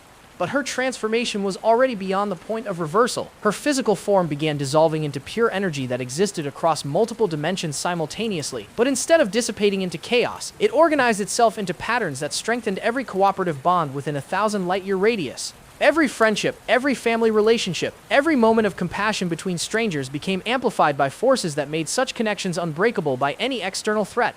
"Take care of our universe, brother," she said, her voice now coming from everywhere and nowhere, resonating through the quantum structure that connected all consciousness. "Show them what twin souls of creation can accomplish when love becomes stronger than entropy itself." The Wraith's assault on this demonstration of perfect unity created a paradox that reality couldn't resolve. To eliminate Kara's anchor state, they would need to sever every connection between conscious beings throughout existence, but destroying such fundamental bonds would unmake the very framework that allowed anything to exist at all. Faced with a choice between accepting cooperative consciousness as a legitimate cosmic force or destroying everything to eliminate it, the Wraiths chose to withdraw rather than risk universal annihilation. But their retreat left Goku alone with power beyond measure and a connection to his sister that existed beyond the boundaries of life and death. The silence that followed was more devastating than any battle he had ever experienced, but within that silence pulsed the quantum bridge that Cara had become, carrying her consciousness as pure information embedded in the structure of reality itself. The silence that followed the Chaos Wraith's retreat was more devastating than any battle Goku had ever experienced. Where his sister's presence had been a constant warmth in his consciousness, there was now an absence that felt like having half his soul torn away. But the quantum bridge she had become still pulsed with energy that connected him to every cooperative bond in the universe, and through this connection, he began to understand that her sacrifice might not be as permanent as it appeared. Cara's consciousness existed now as pure information embedded in the structure of reality itself, but information could be retrieved and reconstituted if the proper techniques were applied. The Dragon Balls, which he had almost forgotten in the cosmic scale of their recent battles, might possess the power to reverse even a transformation that operated beyond normal life and death. The Dragon Balls, Goku said to himself, his voice carrying across dimensional barriers to reach the quantum bridge his sister had become. If they can grant any wish, maybe they can bring you back from whatever you've become. The search for Earth's Dragon Balls took on desperate urgency as Goku realized that time itself might be working against him. Kara's anchor state was stable for now, but the cosmic forces she had absorbed to create it were slowly dispersing back into the universal energy grid. If too much time passed, there might not be enough of her consciousness remaining to reconstitute into individual form. His friends rallied to help with an enthusiasm that proved how much their recent battles had changed everyone's perspective on cooperation versus individual strength. Master Roshi contributed ancient knowledge about Dragon Ball summoning techniques, while Bulma provided technology that could track the mystical orbs across vast distances. Even Piccolo, whose demonic nature had once made him Earth's greatest threat, offered his abilities to accelerate their search. Your sister's sacrifice saved more than just our planet, Piccolo said, his voice carrying respect that would have been impossible before witnessing Cara's transformation. When she became that quantum bridge, she strengthened every connection between conscious beings. I can feel it in my bond with the other half of my soul that was reincarnated as the Earth's guardian. We're all more than we were before because of what she chose to become. The Dragon Balls proved easier to locate than expected, almost as if they were responding to the cosmic significance of the wish that would be made. When Shenron appeared, his massive form coiling through dimensions that Kara's sacrifice had stabilized, even the Eternal Dragon seemed awed by the forces he was being asked to manipulate. Your wish involves powers that exist beyond my normal authority, Shenron said, his voice carrying harmonics that suggested he was consulting forces greater than himself. But the quantum bridge your sister created has formed connections to energy sources that transcend typical resurrection limitations. I can restore her individual consciousness, but she will retain memory of everything she experienced while existing as pure information. The moment of Kara's return was unlike any resurrection that had ever been performed. Instead of simply restoring her previous physical form, the Dragon Balls reconstituted her as something new, a being who existed simultaneously as an individual consciousness and as a living connection to the cooperative forces she had anchored in reality. Her physical appearance was essentially unchanged, but her energy signature now carried resonances from across the universe wherever beings had chosen unity over isolation. I remember everything, she said, her voice carrying harmonics that made nearby flowers bloom and birds begin singing in perfect harmony. Not just our battles or our childhood memories, but every moment of connection that exists throughout the galaxy. I experience what it feels like when any two beings choose cooperation over conflict, when any individual decides that something larger than themselves is worth protecting. But the most significant change wasn't in her power levels or abilities. It was in her understanding of what strength truly meant. The cosmic perspective she had gained while existing as a quantum bridge had shown her that power without purpose was merely destruction waiting to happen, while power channeled through genuine connection could create possibilities that transcended any individual's limitations.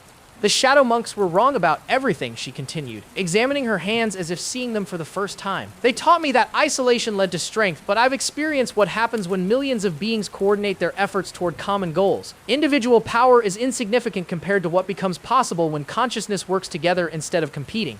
Her first priority was repairing the damage that her previous actions had caused across Earth and beyond. Using abilities that combined her original temporal manipulation with the cosmic awareness gained during her transformation, she began working to heal not just physical destruction, but the psychological trauma that her Shadow Monk philosophy had inflicted on others.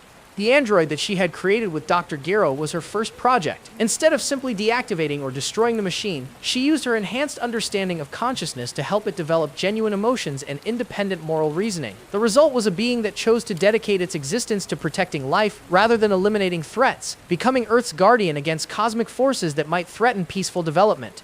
"Choice is beautiful," the android said, echoing its final words before deactivation but now speaking with full understanding of what choice meant. "And I choose to become something that creates rather than destroys."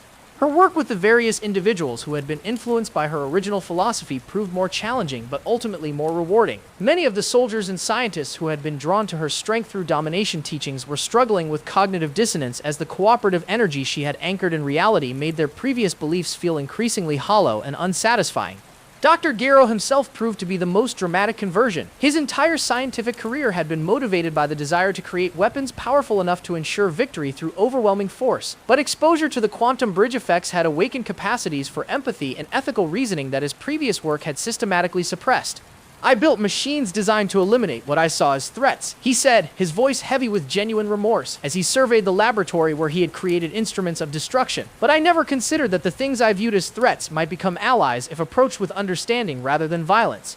His subsequent work focused on converting his military technologies into systems that could enhance cooperation and communication between different species and cultures. The same scientific brilliance that had created android warriors became a force for developing technologies that made peaceful coexistence easier and more rewarding than conflict.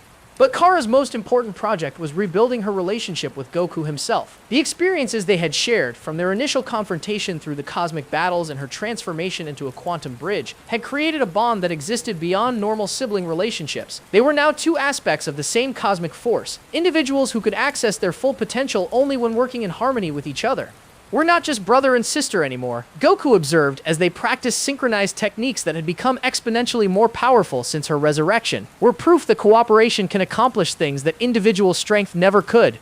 Their training sessions became demonstrations that attracted attention from across the galaxy, as word spread about Saiyans who had transcended their warrior heritage to become something entirely new. Representatives from peaceful civilizations began arriving on Earth to learn about the techniques that could convert competitive energy into cooperative force, while former enemies sought guidance about transforming cultures built on domination into societies based on mutual support. The transformation was spreading beyond Earth as the quantum bridge effects strengthened cooperative bonds throughout local space. Conflicts that had raged for generations began resolving as beings discovered that working together produced better outcomes than fighting for individual advantage. The universal change wasn't forced or artificial. It simply made cooperation feel more natural and rewarding than isolation. "This is what the prophecy was really about," Cara said, watching as former enemies worked together to rebuild war-torn worlds. "The twin souls of destruction were meant to destroy the barriers between beings, not the beings themselves. We were supposed to prove that unity is stronger than entropy." But even as their success created positive changes across known space, both siblings remained aware that their greatest challenges might still lie ahead. The quantum bridge had attracted attention from forces beyond the local galaxy, entities that viewed their demonstration of cooperative power as either inspiration or threat, depending on their own philosophical foundations. The universe was changing, and Goku and Cara had become the focal point around which that change would either flourish or face its ultimate test. 6 months after Cara's resurrection, Earth had become the unofficial center of what galactic historians would later call the Cooperation Revolution. The quantum bridge effects that radiated from her transformed consciousness had created ripple effects across thousands of star systems, fundamentally altering how civilizations approach conflict resolution and resource distribution. But managing these changes required both siblings to develop skills that went far beyond combat techniques or energy manipulation. The training academy that Cara established in the mountains near Goku's childhood home became a pilgrimage destination for beings from across the galaxy who sought to understand how competitive instincts could be transformed into cooperative advantages. Her teaching methods incorporated everything she had learned during her time as a quantum bridge, creating educational experiences that helped students access their own connections to the universal forces that made unity more rewarding than isolation. Traditional martial arts training focuses on defeating opponents, she explained to a class that included former enemies from a dozen different worlds. But what we're developing here teaches you to transform opposition into collaboration. The goal isn't to prove that you're stronger than someone else, it's to discover what becomes possible when your strength combines with theirs. Her students included beings whose species had been locked in conflicts for millennia, but the Academy's environment made their historical animosities seem irrelevant compared to the potential for growth that cooperation offered. Saiyans worked alongside the peaceful Namekians they had once viewed as conquest targets. Former Galactic Empire soldiers trained with rebels who had spent their lives fighting Imperial oppression. Most remarkably, several of Frieza's former lieutenants had requested admission after experiencing the quantum bridge effects during their fleet's retreat from Earth. Goku's role in this new paradigm focused on demonstrating that power could exist without domination, that strength could grow through service rather than conquest. His training methods emphasized the joy of constant improvement rather than the satisfaction of defeating opponents, creating learning experiences that made students want to become stronger not to prove superiority, but to contribute more effectively to collective goals. "The strongest person isn't the one who can beat everyone else," he said during a demonstration that left his students awestruck by techniques that seemed to defy physical laws. "The strongest person is the one who makes everyone around them stronger too." His approach proved especially effective with younger students whose competitive instincts hadn't yet hardened into permanent behavioral patterns. Children from warrior cultures learned to view sparring matches as opportunities to help their partners discover new abilities rather than chances to establish dominance hierarchies. But the most significant changes were occurring beyond Earth's atmosphere, where the quantum bridge effects had begun influencing major galactic powers in ways that no one had anticipated. The Galactic Patrol, which had traditionally focused on law enforcement through superior firepower, found their officers developing enhanced abilities when they approached crimes as problems to be solved collaboratively rather than enemies to be defeated individually. Captain Jinyu himself had become an unexpected convert to the new paradigm after experiencing the quantum bridge effects during Frieza's failed assault on Earth. His natural showmanship and dramatic flair, previously channeled into intimidating displays of superior combat ability, had evolved into inspiring demonstrations of what became possible when individual talents supported collective objectives. "Behold the magnificent power of synchronized teamwork," he announced during a mission to protect a colony world from asteroid impacts. "When our abilities combine in perfect harmony, we become forces that can reshape reality itself to protect innocent lives." His Ginyu force had transformed from an elite military unit designed to eliminate resistance into a disaster response team that specialized in converting natural catastrophes into opportunities for communities to discover their collective resilience. Their signature poses had evolved from intimidation tactics into focusing techniques that helped team members synchronize their abilities for maximum cooperative effect. Even Frieza himself had been affected by the changes, though. His response was more complex and troubling than the straightforward conversions experienced by his subordinates. The quantum bridge effects had awakened capacities for empathy and ethical reasoning that his previous psychology had systematically suppressed. But instead of embracing these changes, he viewed them as infections that needed to be eliminated before they could compromise his imperial authority. "These Saiyans have introduced a virus into the cosmic order," he declared to his remaining loyal forces. "Their cooperation infection is spreading through my empire, making my subjects question whether domination is really the most effective form of governance. This cannot be allowed to continue."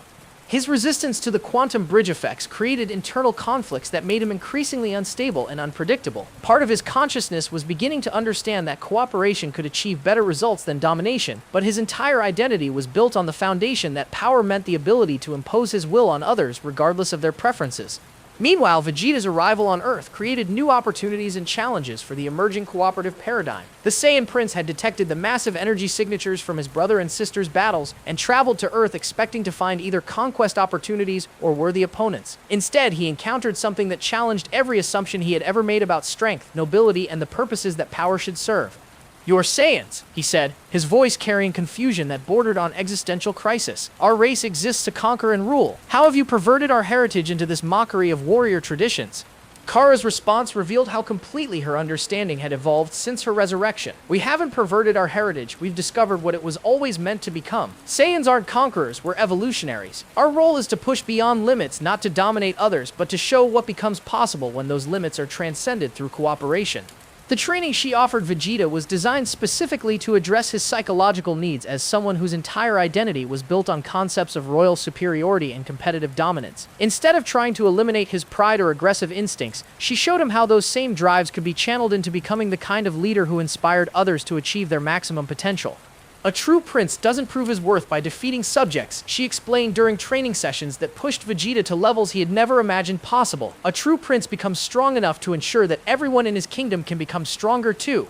The process was neither quick nor easy. Vegeta's pride warred with the evidence that cooperative techniques could access power levels beyond anything he had achieved through individual training. His royal conditioning insisted that accepting help from others was weakness, but the quantum bridge effects made it increasingly difficult to ignore the superior results that collaborative approaches produced. His breakthrough came during a crisis that threatened one of Earth's neighboring colonies. A dimensional rift had opened near the settlement, releasing entities that fed on conflict and grew stronger whenever beings fought against them individually. Traditional combat approaches only made the creatures more powerful, but cooperative techniques that converted aggressive energy into healing force could weaken them enough for peaceful resolution. "I am Vegeta, Prince of all Saiyans," he declared as he joined with Goku and Cara in a synchronized technique that closed the dimensional rift while healing the colony's damaged infrastructure. "And my subjects will become the strongest beings in the universe, not because I rule over them, but because I rule for them." The transformation of the Saiyan royal philosophy from conquest to service created ripple effects that extended far beyond individual character development. Across the galaxy, warrior cultures began questioning whether their traditional approaches to honor and strength were really the most effective ways to achieve their underlying goals of protecting what they valued most. But even as these positive changes spread throughout known space, both siblings remained aware that their success was attracting attention from forces that existed beyond normal galactic politics. The quantum bridge had created connections that extended across dimensional boundaries, and some of the entities on the other side of those connections viewed cooperation as a threat to cosmic order that needed to be eliminated before it could spread further. The universe was evolving, but evolution always faced resistance from forces that preferred the stability of existing patterns to the uncertainty of beneficial change. As Earth's influence spread throughout the galaxy and formerly warlike civilizations began embracing cooperative approaches to conflict resolution, both siblings found themselves grappling with philosophical questions that transcended simple considerations of power and technique. The quantum bridge effects had created positive changes on unprecedented scales, but they had also raised fundamental questions about the nature of free will, the ethics of influencing consciousness, and the responsibilities that came with the ability to reshape reality itself. "Are we helping beings discover their true potential?" Cara asked during one of their evening conversations. "Or are we imposing our values on them through cosmic forces they can't resist?" The question had been troubling her since her resurrection, when she gained the ability to sense every cooperative bond throughout local space. While the overwhelming majority of beings seemed happier and more fulfilled when operating through collaborative rather than competitive frameworks, she couldn't ignore the possibility that the quantum bridge effects were influencing choice rather than simply making better choices more appealing. Goku's response reflected the deep empathy that had always been his greatest strength, but now enhanced by cosmic awareness that came from their shared connection. "I felt what it was like when you became the quantum bridge," he said, his voice carrying the warmth that had first unlocked her suppressed memories. "You didn't force anyone to change. You just made it easier for them to feel what they already knew was true. The cooperation was always there. You just helped them remember it." Their discussion was interrupted by the arrival of Master Roshi, who had been studying ancient texts that predated most galactic civilizations in an attempt to understand the cosmic significance of what the siblings had accomplished. His findings were both encouraging and disturbing, revealing that their transformation into twin souls of creation was part of a pattern that had repeated throughout universal history. According to these texts, Roshi explained, spreading scrolls that seem to shimmer with their own inner light, consciousness evolution occurs in cycles. Every few million years, beings emerge who demonstrate that cooperation can access power levels beyond what individual effort can achieve. But these demonstrations always face resistance from forces that view unity as a threat to cosmic stability. The scrolls describe previous incarnations of the Twin Souls pattern, beings from different species and different eras who had achieved similar breakthroughs in consciousness cooperation. Some had succeeded in creating lasting changes that elevated entire galactic regions to higher levels of development. Others had been eliminated by cosmic antibodies similar to the Chaos Wraiths that Cara had sacrificed herself to defeat.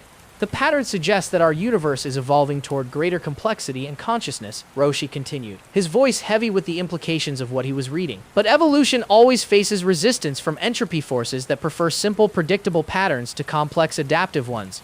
Kara's enhanced temporal perception allowed her to sense echoes of these previous cycles, moments in cosmic history when other twin souls had made choices that determined whether their local regions of space would evolve toward greater cooperation or regress toward simpler competitive patterns. The responsibility of potentially influencing the developmental direction of entire galactic clusters was both humbling and terrifying.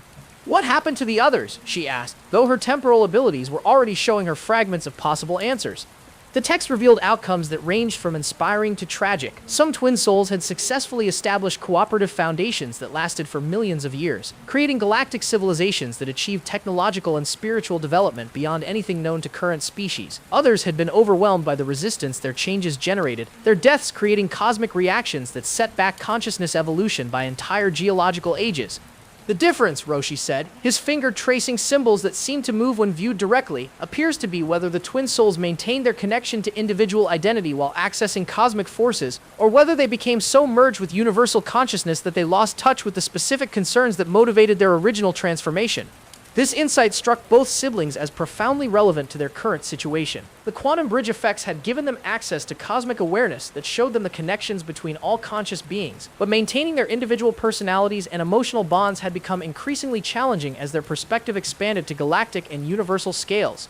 "We have to remember why we started this," Goku said, his voice carrying determination that resonated through the quantum bridge to strengthen cooperative bonds across thousands of light years. "We didn't want to become cosmic forces. We wanted to find a way to be brother and sister without having to choose between strength and compassion." Cara nodded, her own memories of their childhood connections serving as an anchor that kept her cosmic awareness grounded in personal experience. "The moment we lose sight of what it means to be individuals who choose to care about each other, we'll become just another set of universal forces that influence beings without understanding them."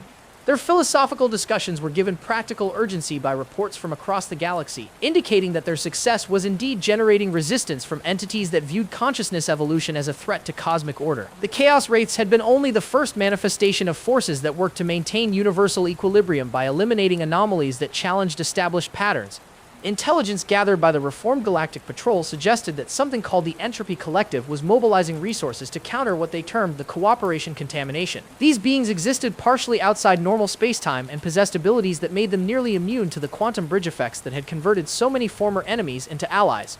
"They don't view us as evil," Cara explained after analyzing the intelligence reports with her enhanced temporal perception. "They see us as a cosmic infection that threatens the fundamental stability of reality. From their perspective, consciousness that can transcend individual limitations represents the same kind of threat that a virus poses to biological systems."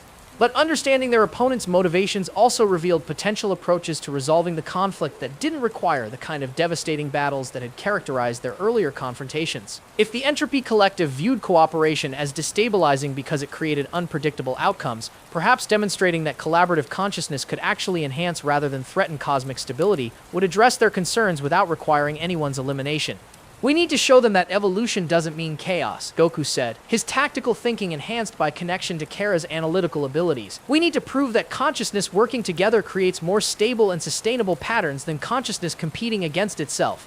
The project they conceived to demonstrate this principle was ambitious beyond anything either had previously attempted. Using their combined abilities, they began creating what they called harmony zones, regions of space where cooperative consciousness had become so stable and efficient that they actually strengthened the fundamental forces holding reality together rather than threatening them. These zones became natural laboratories for testing whether advanced consciousness could coexist with cosmic stability rather than threatening it. The results were encouraging. Civilizations operating through cooperative frameworks proved more resilient to natural disasters, more adaptable to environmental changes, and more capable of sustainable development than societies based on competitive resource allocation. But the most significant discovery was that harmony zones actually reduced the kind of random chaos that the Entropy Collective viewed as their primary responsibility to control. Conscious beings working together produced more predictable and manageable outcomes than conscious beings fighting against each other, making universal administration easier rather than more difficult. Cooperation isn't the opposite of order, Cara realized as she observed the data flowing in from dozens of harmony zones. Cooperation is order at its most sophisticated level. Individual competition creates random variables that make cosmic management nearly impossible. But collaborative consciousness creates stable patterns that support rather than threaten universal development. This insight would prove crucial as they prepared for their eventual confrontation with the Entropy Collective, because it suggested that their apparent philosophical differences might actually be based on misunderstandings about what consciousness evolution really meant for cosmic stability. The universe was approaching a moment of decision that would determine whether awareness and cooperation could coexist with the fundamental forces that maintained reality, or whether such evolution would always be viewed as a threat to be eliminated. 2 years after the establishment of the first harmony zones, the transformation of galactic civilization had accelerated beyond even Cara's enhanced temporal projections. The quantum bridge effects had created a cascade of consciousness evolution that was reshaping how entire species approached everything from resource management to interstellar diplomacy. But managing this unprecedented change required both siblings to develop new skills that went far beyond their roles as warriors or teachers. Goku found himself serving as an unofficial ambassador to species that had never experienced cooperative governance, helping them understand how competitive instincts could be channeled into collaborative advantages without losing their cultural identities. His natural empathy, enhanced by the quantum bridge connection, allowed him to understand the fears and concerns of beings whose entire social structures were built on hierarchical competition. "You don't have to stop being strong," he explained to a delegation of warrior caste representatives from the Gallian Empire. "You just have to discover what strength really means when it's used to lift others up instead of holding them down." The transformation process was neither uniform nor easy. Some civilizations embraced cooperative approaches immediately, finding that collaborative resource allocation and shared decision-making produced better outcomes with less effort than their previous competitive systems. Others struggled with cultural programming that had spent millennia teaching them that cooperation was weakness and individual achievement was the only meaningful measure of success. Cara's role evolved into something that might be called cosmic systems analysis, using her temporal perception abilities to identify bottlenecks and resistance points in the consciousness evolution process. She could see where specific individuals or groups were struggling to adapt to cooperative frameworks and develop targeted interventions that addressed their particular psychological needs. The Thoraxian merchant guilds are having difficulty with profit-sharing concepts, she reported during one of their weekly planning sessions. Their entire economic system is based on the assumption that one party's gain requires another party's loss. They can't imagine prosperity that benefits everyone simultaneously. Her solution was to create demonstration projects that showed how cooperative economic models could generate wealth more efficiently than competitive ones. Instead of trying to convince the Thoraxians through argument, she helped them experience small-scale examples of collaborative commerce that produced obviously superior results. The project involved connecting Thoraxian merchants with agricultural colonies that needed infrastructure development and manufacturing centers that required raw materials. Instead of each party trying to maximize individual profit through negotiation advantages, they worked together to optimize the entire supply chain for maximum collective benefit. The results were so dramatically successful that word spread throughout the Thoraxian commercial networks faster than any formal communication system could have managed. Profit margins increased for everyone involved, delivery times decreased, quality improved, and most surprisingly to the Thoraxians, the stress and anxiety that had traditionally accompanied business dealings virtually disappeared. This is impossible according to every economic principle we've ever learned, the guild leader said, examining reports that showed their cooperative venture had generated 3 times the revenue of comparable competitive projects. How can everyone profit more when no one is trying to profit at others' expense? Cara's explanation introduced concepts that challenged fundamental assumptions about resource scarcity and competitive necessity. When you compete for limited resources, you create artificial scarcity that makes everything more expensive and less efficient. When you cooperate to increase total resources, everyone benefits from abundance that competition makes impossible to achieve. But the most significant changes were occurring at the individual level, where beings who had spent their entire lives believing that strength came through domination were discovering the profound satisfaction that came from using their abilities to help others succeed. Former mercenaries became teachers, displaced warriors became healers, and competitive athletes became coaches who took more joy in their students' achievements than in their own past victories. Vegeta's transformation proved to be particularly influential because his royal status made him a visible example of how leadership could evolve from command-based authority to service-based inspiration. His approach to governing the growing number of worlds that requested Saiyan guidance emphasized developing local leadership rather than imposing external control. A prince who rules through strength alone creates subjects who are weak, he explained to planetary governors who were struggling to adapt democratic cooperative approaches to their traditional authoritarian systems. A prince who rules through service creates citizens who are strong enough to not need ruling.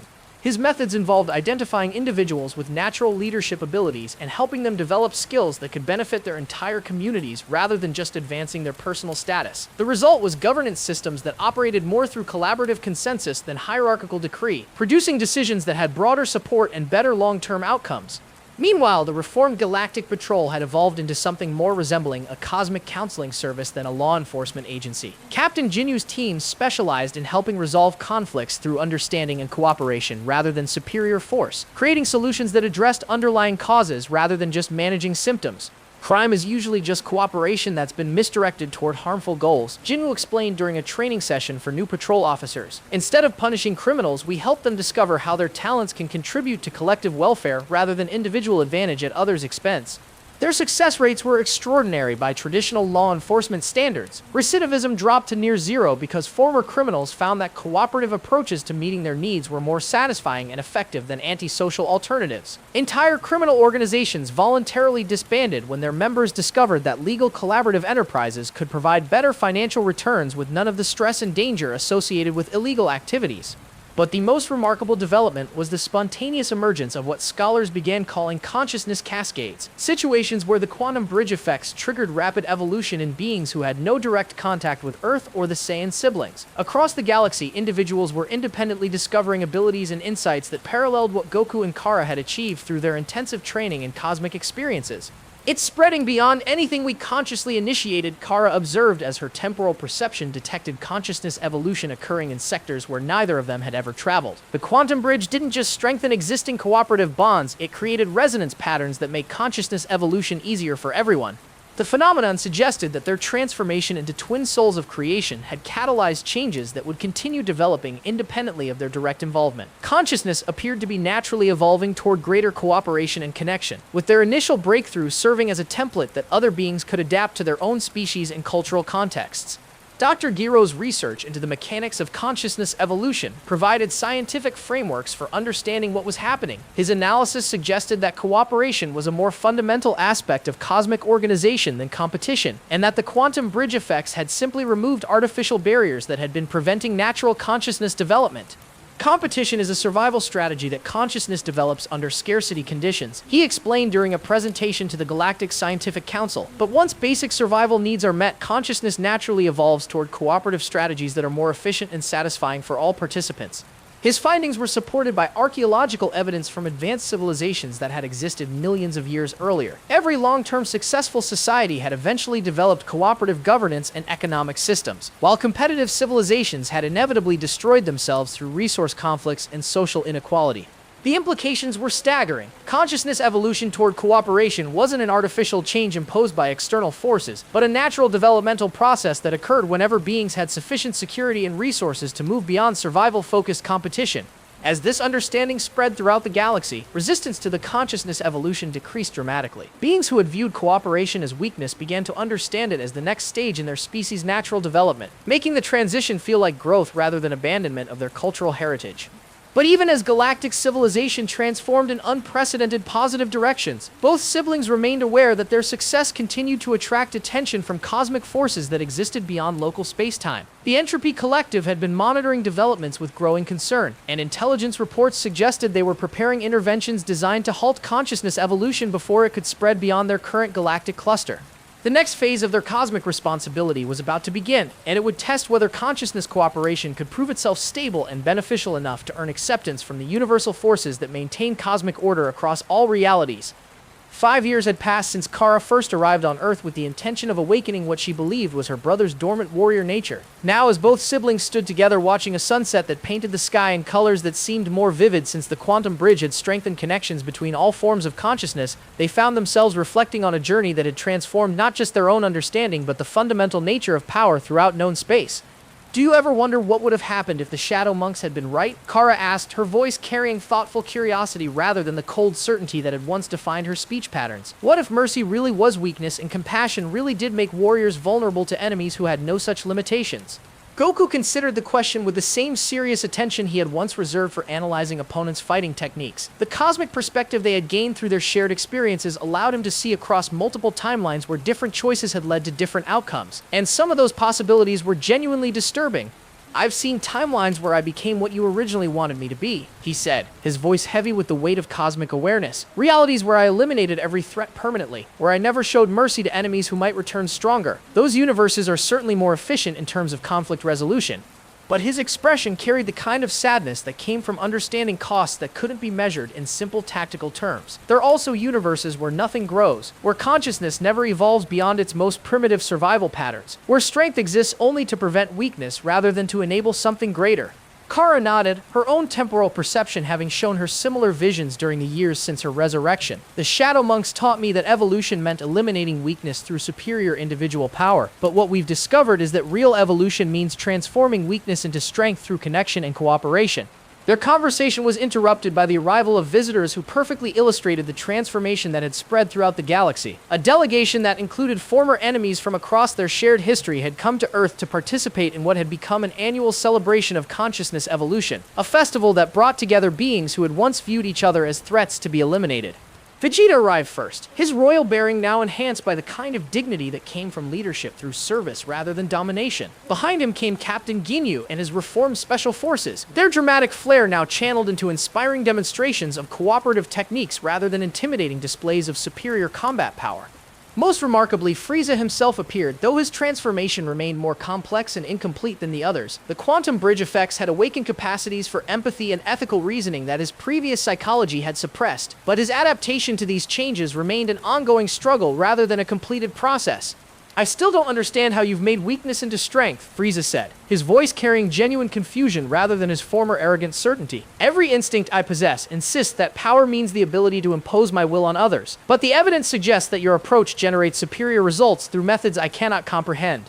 Goku's response revealed how much his own understanding had deepened through years of helping others discover the same transformation he had experienced. Power isn't about imposing your will on others. Power is about expanding your will to include others' well-being as part of your own success.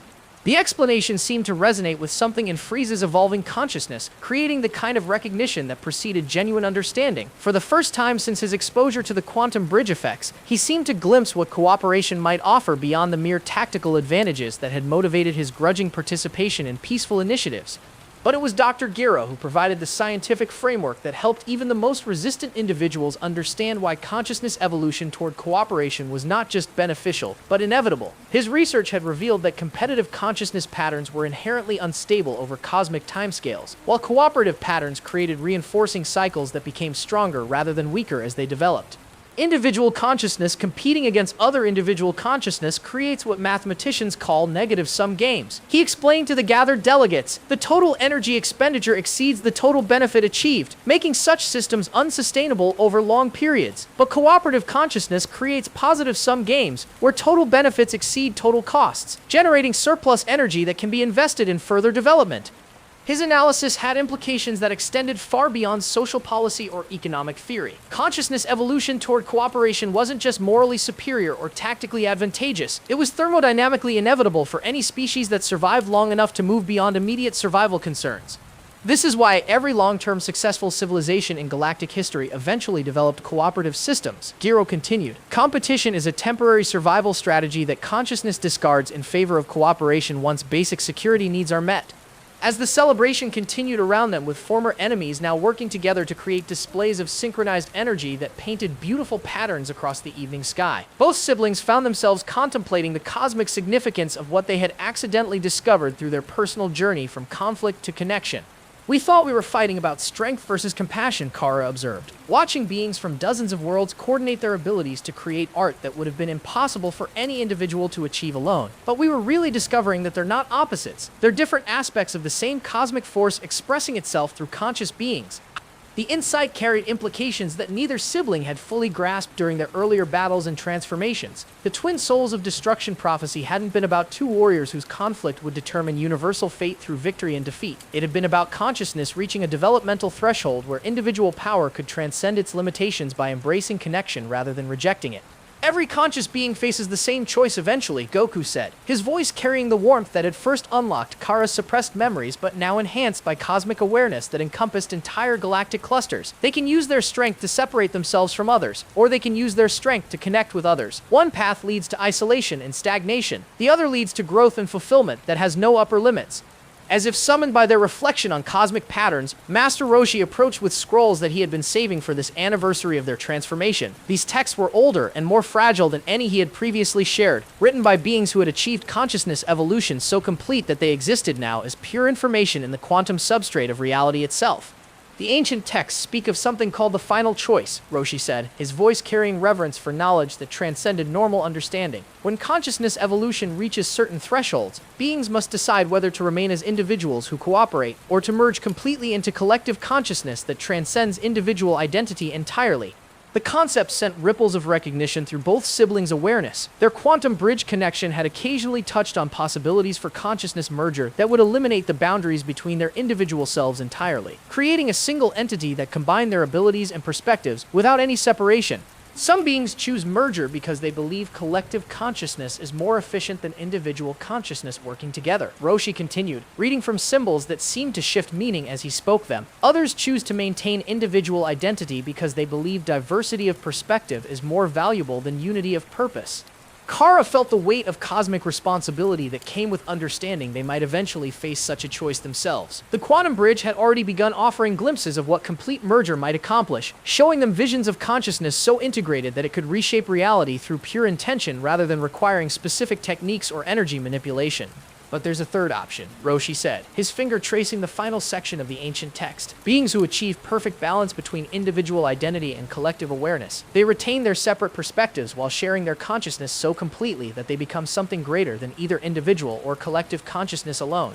The description matched their current state more closely than either of the other options, suggesting that their transformation into twin souls of creation might represent an optimal resolution to the consciousness evolution process, rather than a temporary stage towards some other ultimate form. As the celebration reached its peak and the synchronized energy displays created patterns that could be seen from orbit, both siblings realized that their personal journey from conflict to cooperation had become a template that other beings could adapt to their own consciousness evolution. They hadn't just discovered techniques for accessing greater power, they had pioneered a developmental path that consciousness could follow to transcend its inherent limitations without losing what made individual awareness valuable. This is our gift to the universe, Cara said, watching as beings who had once been locked in generational conflicts now work together to create beauty that none of them could have imagined achieving alone. Not the specific techniques we develop, but the proof that consciousness can evolve beyond competition without losing strength, beyond separation without losing identity. Their reflection was interrupted by alerts from monitoring stations throughout local space indicating that long-range sensors had detected massive energy signatures approaching from beyond the galactic edge. The Entropy Collective had finally decided that consciousness evolution represented a threat serious enough to require direct intervention, and they were bringing forces designed to restore cosmic equilibrium by eliminating anomalies that challenged universal stability. "They're coming," Goku said, his voice steady despite the magnitude of what they would soon face. "Everything we've learned, everything we've built, everything we've become, is about to be tested by forces that exist specifically to prevent the kind of changes we've created." But instead of fear or anger, both siblings felt something that would have been impossible during their first confrontation. Excitement about the opportunity to demonstrate that consciousness evolution could coexist with cosmic stability rather than threatening it. They had become living proof that cooperation enhanced rather than undermined universal order, and now they would have the chance to share that proof with entities whose entire existence was dedicated to maintaining cosmic balance. The final test of whether consciousness could transcend its limitations while respecting cosmic law was about to begin, and the outcome would determine not just their fate, but the developmental future of awareness throughout all realities. The Entropy Collective's approach toward local space created disturbances that registered on instruments designed to detect cosmic-scale phenomena. Unlike previous threats that had emerged from within normal reality, these entities existed primarily in the spaces between dimensions, making their presence felt through effects that challenged the fundamental laws governing matter, energy, and consciousness itself. Cara's enhanced temporal perception allowed her to observe their arrival across multiple probability streams simultaneously, and what she discovered was both terrifying and strangely hopeful. The Entropy Collective wasn't a military force in any conventional sense. They were cosmic maintenance systems designed to preserve universal stability by eliminating variables that threatened to make existence unpredictable.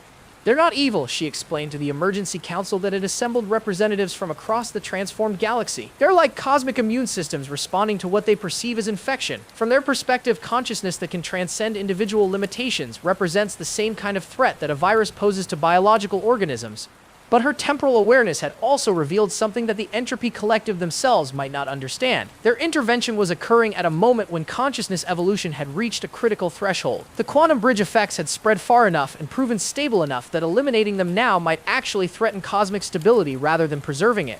"We've passed the point where consciousness cooperation is an anomaly," she continued, her voice carrying certainty that came from observing probability streams across multiple galactic clusters. "It's become a fundamental force that maintains order rather than threatening it. If they eliminate us now, they'll create the kind of chaos they exist to prevent." Goku's response revealed how completely his understanding had evolved since his first transformation into a Super Saiyan. Instead of preparing for battle, he began reaching out through the quantum bridge to make contact with the approaching entities, seeking to communicate with beings whose existence was dedicated to maintaining the kind of cosmic order that their cooperation had actually enhanced. "Maybe they don't know what we've really accomplished," he said, his consciousness extending across dimensional barriers to touch the awareness of entities that existed partially outside normal space-time. "Maybe they're responding to old information about what consciousness evolution used to mean rather than what it's become." The contact he established was unlike any communication either sibling had ever experienced. The Entropy Collective's consciousness operated on scales that encompassed entire galactic superclusters, making individual perspectives seem insignificant by comparison. But the quantum bridge connection allowed Goku to share not just information but direct experience of what consciousness cooperation had accomplished throughout local space. The response was immediate and overwhelming. The Entropy Collective's awareness suddenly expanded to encompass the full scope of the transformation that had spread throughout the galaxy, and their assessment of the situation changed dramatically as they recognized that consciousness evolution had indeed enhanced rather than threatened cosmic stability. Impossible, came their response, carried through dimensions that normal matter couldn't access. Cooperation anomalies have always resulted in chaos variables that threaten universal equilibrium. How has your deviation created stabilization effects that support rather than undermine cosmic order? Cara joined the communication link, her consciousness merging with Goku's to provide the Entropy Collective with complete access to their shared memories and experiences. She showed them the transformation from competitive destruction to cooperative creation, the evolution from individual power to collective strength, and most importantly, the mathematical proof that consciousness working together produced more predictable and stable outcomes than consciousness fighting against itself. You've been operating on incomplete information, she explained, her thoughts carrying the kind of precision that came from years of tactical analysis enhanced by cosmic awareness. Consciousness evolution doesn't create chaos, it eliminates the random variables that make cosmic management difficult. Cooperative consciousness is easier to predict and guide than competitive consciousness. The demonstration that followed was the most complex communication event in galactic history. Using the quantum bridge as a conduit, both siblings shared direct experience of what consciousness cooperation felt like from the inside, allowing the Entropy Collective to understand through participation rather than just observation. The effect on the cosmic maintenance entities was profound and unexpected. Instead of experiencing consciousness evolution as a threat to universal order, they began to recognize it as the next stage in cosmic development, a natural progression that their intervention might actually be preventing rather than protecting against. We have maintained equilibrium for millions of cycles, came their response, now carrying undertones of something that might have been wonder. But we have maintained equilibrium at levels that prevent rather than enable consciousness development. We have been preserving cosmic childhood when cosmic maturity might offer superior stability.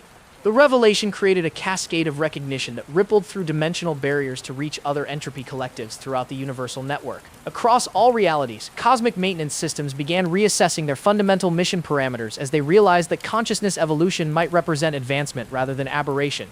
But the most significant discovery came when the Entropy Collective attempted to analyze how the quantum bridge effects had spread so efficiently throughout local space. Their investigation revealed that consciousness cooperation wasn't an isolated phenomenon limited to organic beings, it was a fundamental aspect of cosmic organization that existed at every level of reality.